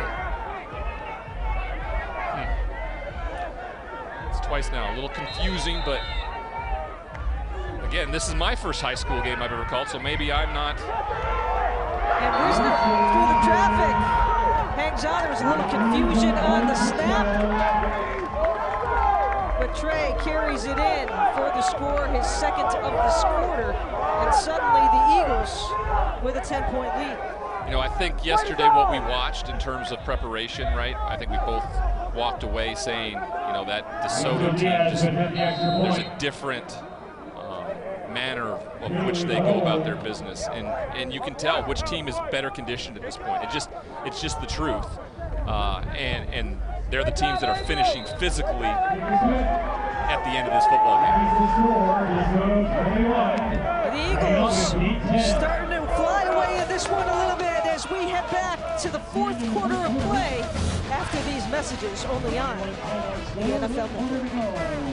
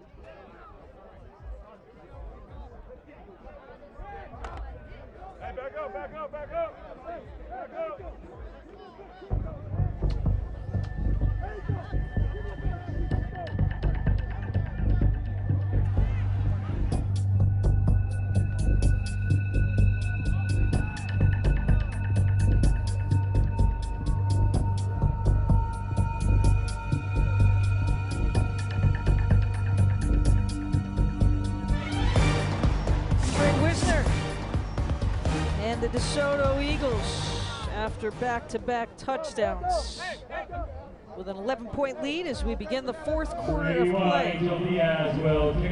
Nike Kickoff Classic. Leah Secondo, Ryan Lee, Farnham Tire Crew, Taylor Davis on the sidelines this afternoon. While we have the second, really want to thank not only Matt James and the folks here at Nike, but our entire crew that helped to bring you the sights and sounds today. They were out here plenty early this morning and over the last few days to bring you a very unique perspective. Jim Piscatelli, our producer, and Brett Lancaster, our director, and the group in the truck, thank you so much. That's why games are 4 quarters, We right? got team 2. You have to be mentally, physically prepared to do battle like this for 4 full quarters, right? 4 full quarters, and right now DeSoto seems like they have the advantage. St. Augustine looked like they were going to get some pretty good field position, but running backwards a little bit was Josh Jackson there. Good coverage by the Eagles. This is a must series for this Purple Knight team.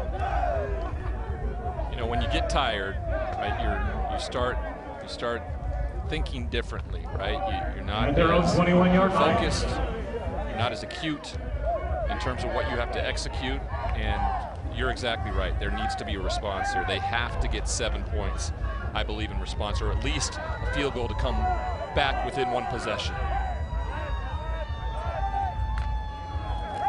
Dwayne Simmons with a short route to Grimes on the catch, the senior.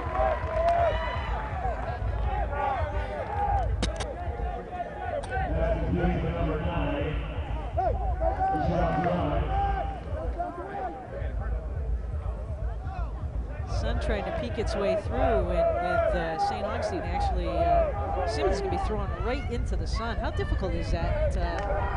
Much easier throwing it than it is to be catching it. I know that. Simmons.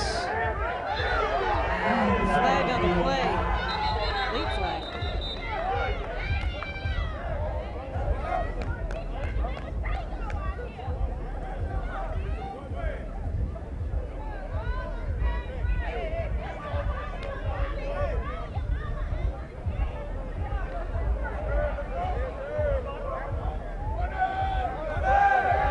Holding, number 75 on the offense. Half the distance to the goal, 3 first down. Troy Smith on the hold there, so. Anytime you have a quarterback, right, when they walk out or roll out outside the pocket, sometimes when you have a good hold on your defensive end, there's nothing to do when the guy starts to go. All the official sees is that extended arm pulling somebody back for that hold, even though you may have great technique. And now they're in a position that just is, it couldn't be worse, right? You're second in, Tacoma. That's how far it is, right?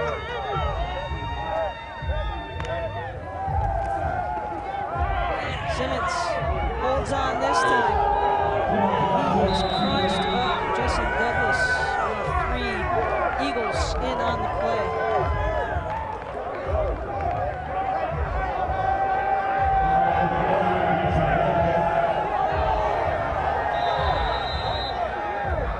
Simmons takes a knee here. He got crunched pretty good there, so we're gonna take a look at him. Pulled down and just gets twisted up a little bit. Very awkward spot to go down in. Brandon Booker again, the outside linebacker. I mean, it's not hard to see the difference in terms of the physicality and speed at this point in the game, right? It was very, very well matched early on, and right now we're just seeing a very different look. We're going to step aside, and we will be back with more on the NFL Network after these messages.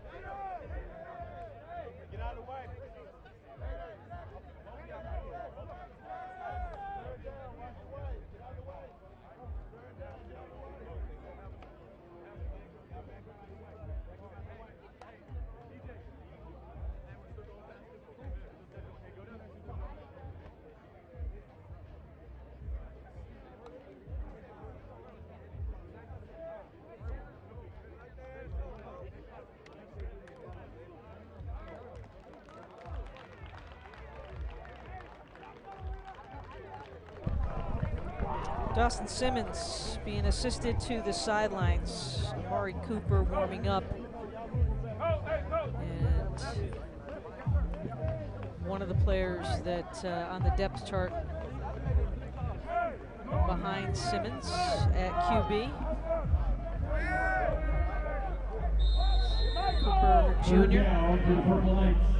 at 6'2", 185. He's got some fresh legs right now, though. He does. We'll see if that plays any effect in the play calling here for the Purple Knights on offense. 3rd and forever. The lefty looking to air it out. He does. And Jackson, can he hold on? Fumble and recovered, fortunately, by Keyshawn Grimes. Well, where have they been hiding that throw, right? Well, clearly over on the sideline. You cannot, for the life of you on the defensive side of the football, let somebody get behind you when it's 3rd and forever. That safety, DeMichael Porter, just lets him go by as Cayman Mathis is just not fast enough to catch up to him. Great job that Keyshawn Grimes was down the football field, or that could have been a huge, huge mistake.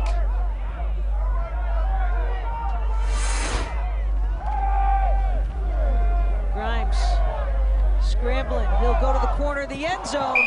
Good job, good defense, good defense. Devin Mario, Smith. get your eyes on the ball, Great man. vision by Cooper. He steps up, right? Avoids some pressure. Looks for his wide receiver in the corner of the end zone and almost makes a great play. That would have been huge. What a response here quickly by the junior, who was most likely not planning on seeing the field today.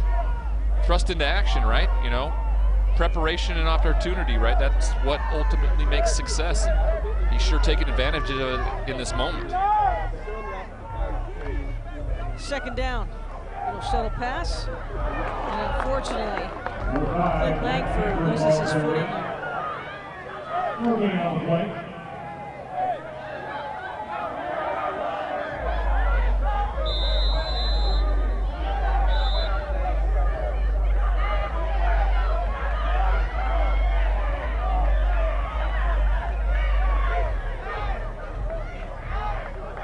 Troy Smith a little bit slow getting up.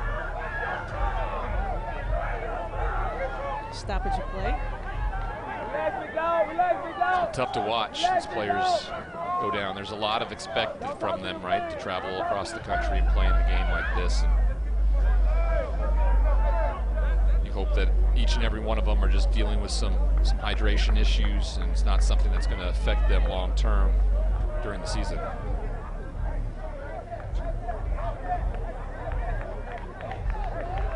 Simmons still being attended to on that ankle.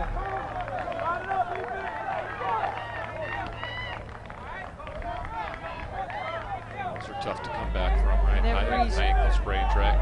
It's a time issue. It's not something that is necessarily debilitating. It's just something that it takes a long time for it to heal. So, 3rd down now for the Purple Knights. And long. As we are under 10 minutes to go here at the Nike Kickoff Classic. Cooper under pressure and taken down in the backfield. Marshall Curvin. Number 48, Jason Douglas was there. And Jason Douglas and a team of Eagles on the play. Once again, you had talked about it, just a sophomore.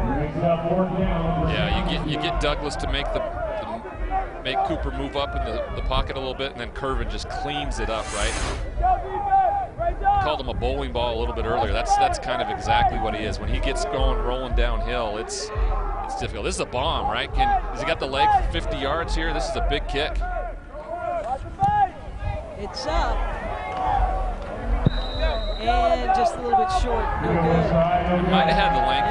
It was just a little far left there, but another stop for DeSoto, right? The sack puts him out of field goal range. Like the young quarterback, understanding that, has to understand that you got to get rid of the ball. In a moment when you're a quarterback, And when you're talking to the coach going in on that possession, right, on third down, it's like the last thing you can take here is a sack. If there's nothing there, find your outlet, get rid of the football. Can't take a sack. At least we have a chance at 3. And that will get us back within 1 possession. And unfortunately, they take that sack and then don't get the 3. And now DeSoto has a chance to really put the nails in the coffin here of this football game. Absolutely. See if they just try to run this thing down, keep it on the ground, keep it moving.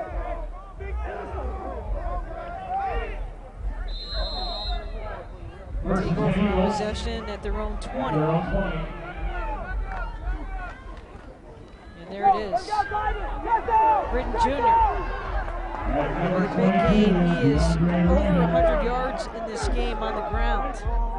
That right there was a Derrick Henry stiff arm. He put the defender right into the ground. Britton Jr. hobbling off the field. He may have cramped up.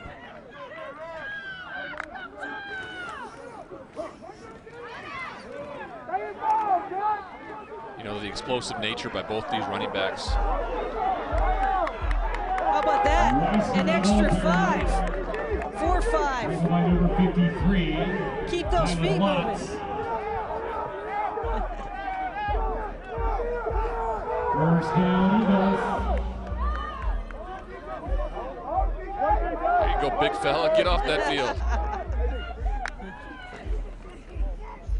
Kate McGuire doing all he can to get off the field and open things up. Jay Tarwick with a stiff arm, and he goes into the end zone for the touchdown. First carry of the day for that young junior, and he makes the most of it, right? He explodes to the outside. Watch this. He finds the hole, and you can just see the difference in speed right now. That lateral movement for him. He puts his foot in the ground, makes another guy miss, and then stiff arms the defender and outruns the young freshman Clint Hill off to another touchdown. That really solidifies this for DeSoto. If Wiesner doesn't keep his feet going on that last play and get that extra 5, would have set up a whole different scenario there. Trawick. 3 consecutive touchdowns by the Eagles.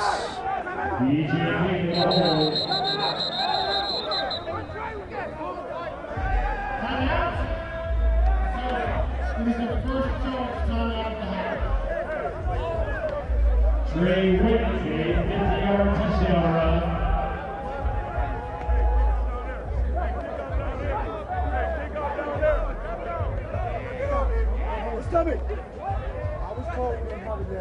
Timeout taken on the field. 7:23 to go here.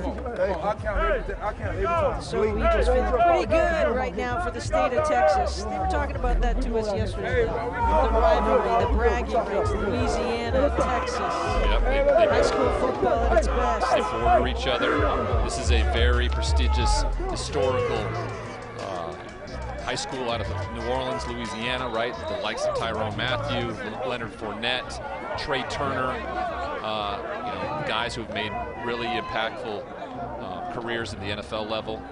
And we all know what Texas high school football is all about, right? There's been a book written about it. There's been a TV show that's been acclaimed about it. I mean, there's something different about Friday nights in Texas. Friday Night Lights, Coach Gaines just recently passed away to his family and the Permian family as well. 28-10. Don't fall asleep on DeSoto. They'll catch you here. We still have more to come on the NFL Network.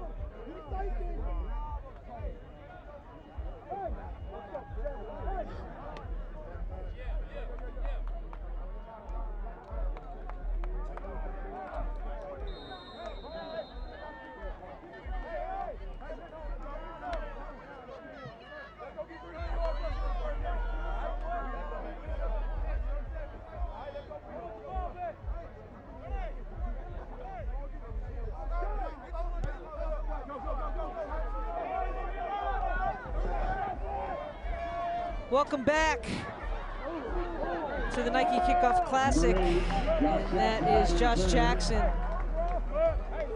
All right, now let's see the response, right? I mean, this is a team that's had to weather a lot of things. Also, I want to see if Coach, understands what this is about, and maybe, get some of his younger players in, guys with some fresh legs, because I mean, this offensive line, this front, the likes of Tyree Adams, Troy Smith, and Albert Quest, the big senior, 5'10", 285-pounder at center. If he's 5'10", I'm 6'9", and it's imperative that they get out of this game unscathed, right? They cannot.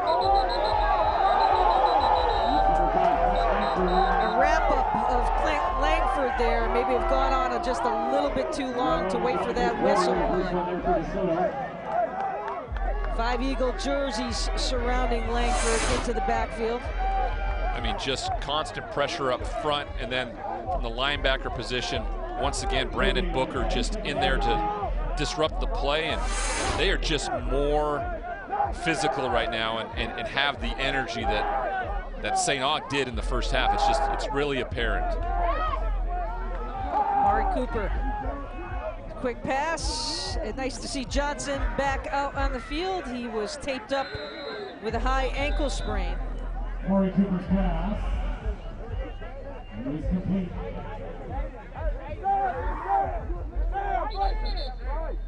Number 3, Garage Johnson.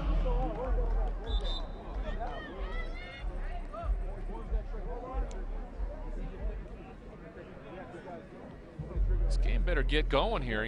There's no lights here at the Bo Knows Stadium, and these clouds are putting it in a position where it's going to be tough to see. But hey, you know what? If anything, it brings you back to your youth when you're out with your buddies and you say, hey, everybody just go get their cars, pull them up, turn the headlights on. Let's finish this thing. We need to go back and do more of that. A little old school. Yeah. Certainly, this is a great setting to do that here in the outskirts of Portland, here in Beaverton. Just a beautiful area in the Pacific Northwest.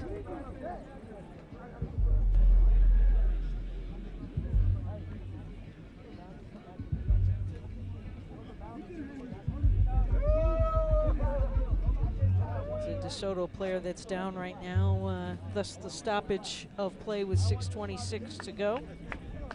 See a little bit of Nike's campus. There's an athlete you all know and remember in one way or another. In case you joined us late on the broadcast today, Bo Jackson, integral part of today's game. Bo knows, right at the 50-yard line on the field. Part of the honorary coin toss, had an opportunity to speak to the student athletes, both the boys and the girls.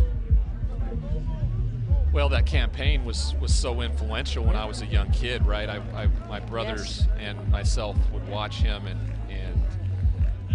he could just do everything, right? Yeah. He was the athlete. Well, Gretzky felt he didn't know hockey, though. Right. Because he was too physical for Gretzky. That's what the deal was. I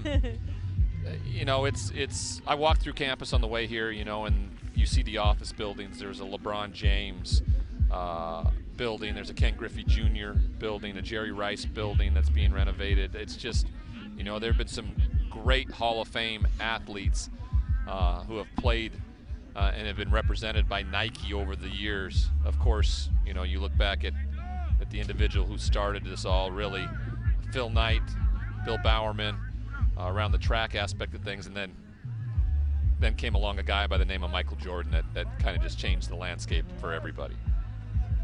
And it was really the Bo campaign that helped to take it to another level with the cross trainers. And we are back to live action here. Under 6:20 to go now in the game, as Cooper looking downfield,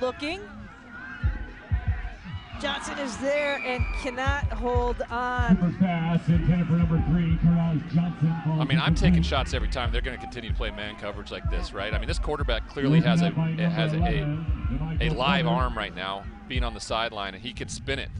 So, I mean, the best thing you guys can do right now in 2nd and 10 is, go right back at it, right? They're going to play man coverage They have not deviated from that one bit the entire game.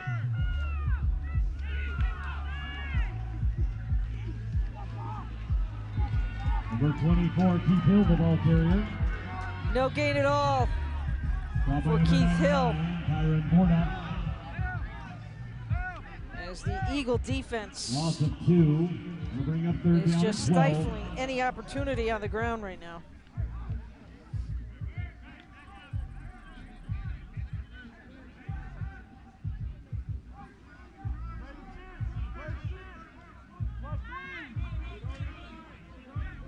Third and long.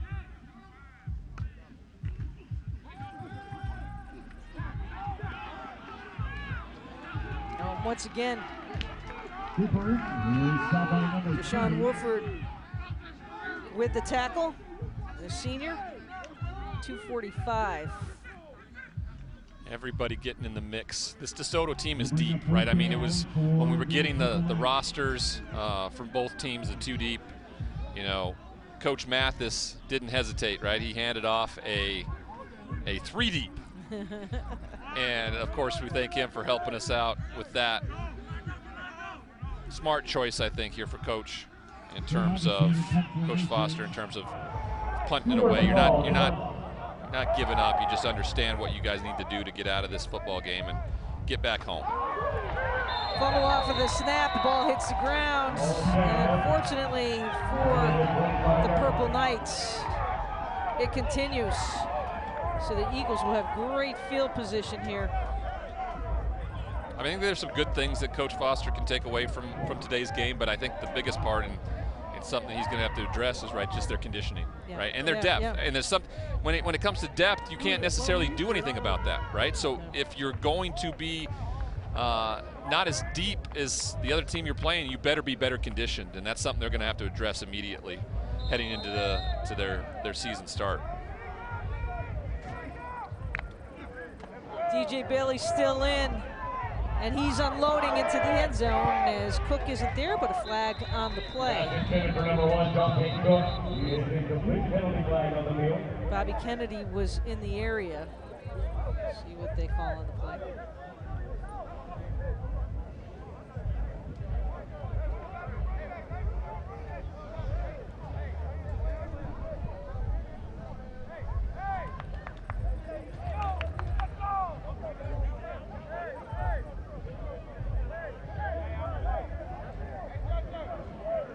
DJ Bailey, the quarterback for DeSoto, struggled a little bit early on.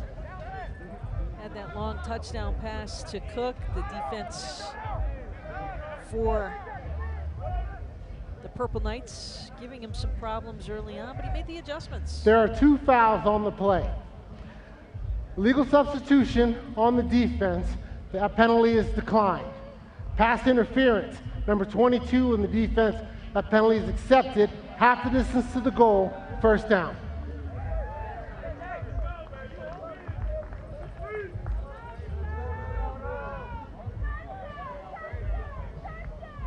Nick Foster looking on here as the Eagles with solid field position once again from the 14.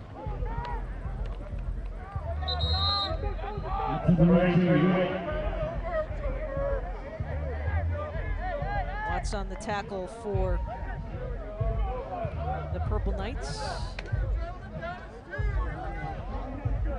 Clock continues to run as we approach 4 minutes.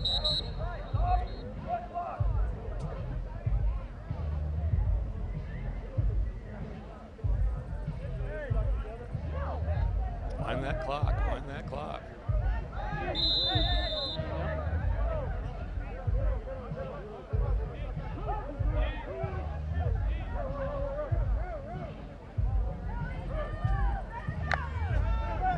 Bailey utilizing as much time as possible there as goes up top, and an easy 6 points for the Eagles. Here's a Mathis, coach's son with the TD. Pouring it on now for the Eagles. Every play you're getting in the mix now. I think Also, DJ Bailey getting an opportunity to build some of that confidence after the lackluster start you talked about. This DeSoto team is incredibly well conditioned and very, very physical, and that's going to serve them well this year when they get into district play. 35-10. Come on back here at the Nike Kickoff Classic from Beaverton, Oregon.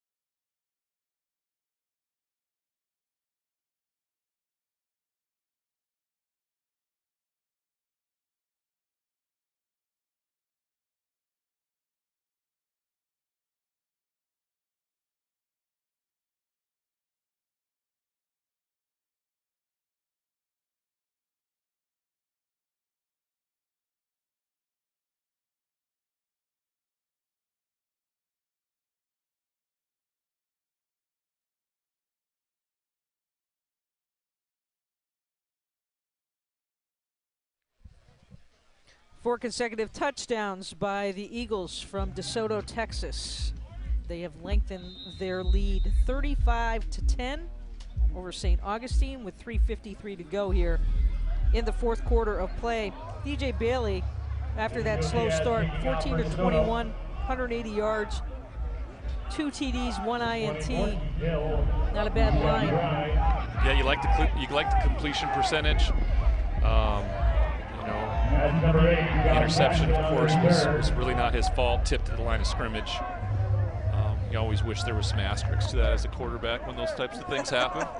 Especially when you're negotiating. Yeah, at the end of the day, like at the end of the season, when people are collating your statistics, no one goes, oh, I remember in week 1 when it got tipped, that interception really isn't there. No, it sits there when it's all said and done.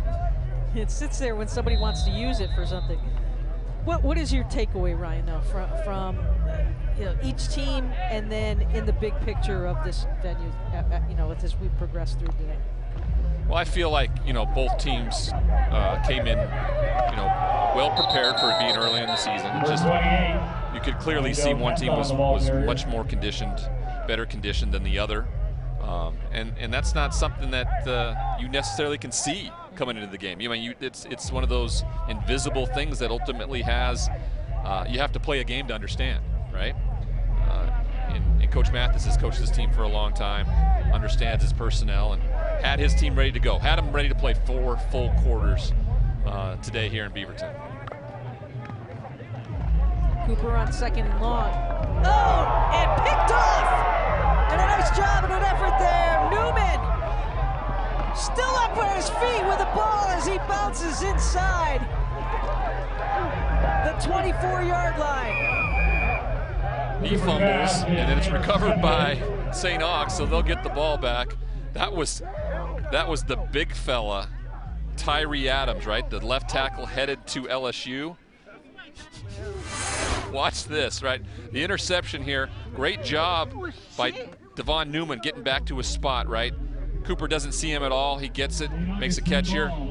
As he returns here, the big fella, Tyree Adams here, just lights him up. Boom! And down he goes. Ball comes out, of course, picked up by the wide receiver, Monroe Dillon, and he advances it for a few yards and sets the offense back into play. A lot of times these guys hit hands together and it's not illegal. They just bang heads. Devon Newman, who made that INT, and as you said, was hit pretty hard there by Tyree Adams. Still down on the play on the sidelines. As Purple Knights will keep it on the ground.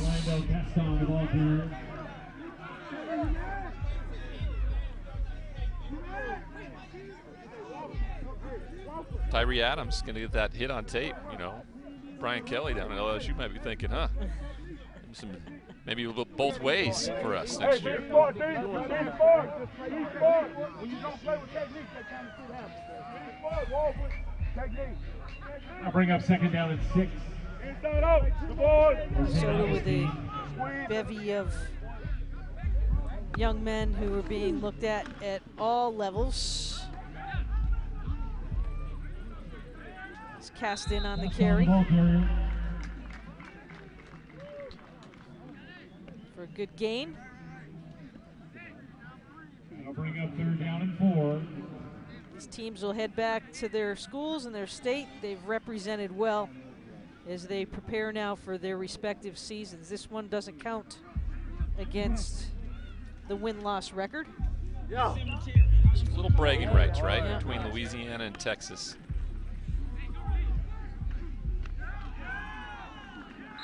Hill on the carry. 24 Hill on the carry. That'll bring up. What? Why is the clock being stopped? Did they call a timeout? I think Coach Mathis did to try to get a couple of players in. Oh, that's not gonna sit well with Coach Foster. Yeah. No, that's not.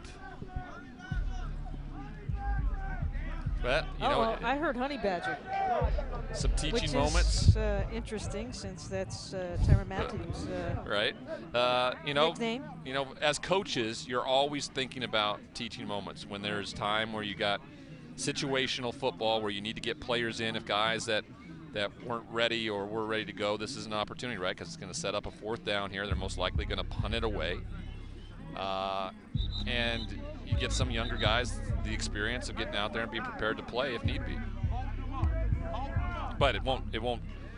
If we were in a regular season, that probably wouldn't bode too well, like you said. Well, in an exhibition like this too, that's not gonna. I don't think that's gonna sit that well for Coach Foster, even though he may like to take a little bit of a reprieve here for his players to get a breather.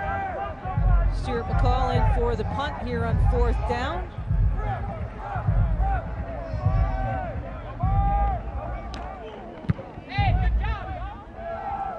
Fair catch signal by Ravenel, who has been also solid. Marion Ravenel makes the fair catch. All game long for the DeSoto Eagles. Line. That's where DeSoto takes over. All right, you'd hope to see my favorite position in all of football, the victory offense, right? Where you just take a knee and you get to experience that joy of having fought for 4 quarters and putting up that W with you and your teammates. Celebration starting on the sidelines for DeSoto. And great to see the opportunity with such a large lead for the Eagles. Each team carried a hefty load of student athletes here on their lineup and roster. You hope you get into the game, and Amari Williams Hall keeps it and takes it in for a big gain. 1st down for the Eagles. Hall on the quarterback keeper.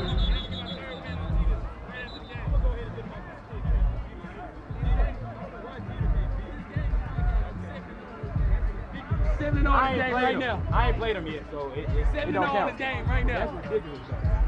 Flag on the field. Too many players on the field. Of course, St. Augustine was trying to run off some players there. His fast tempo continues to give them, the Purple Knights, some fits. There are 2 fouls on the play. Illegal substitution on the defense. That penalty is declined. Personal foul, horse collar tackle on the defense. 15-yard penalty at the end of the run, 1st down.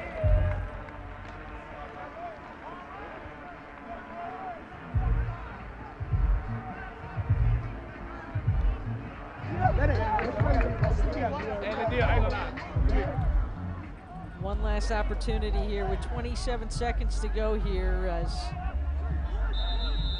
just outside the red zone are the Eagles. And they keep it on the ground. Great run and move inside. That's Marvin Duffy. And the junior Duffy No signal yet. No touchdown. Just short. If they punch this in, this I don't know. Good for them.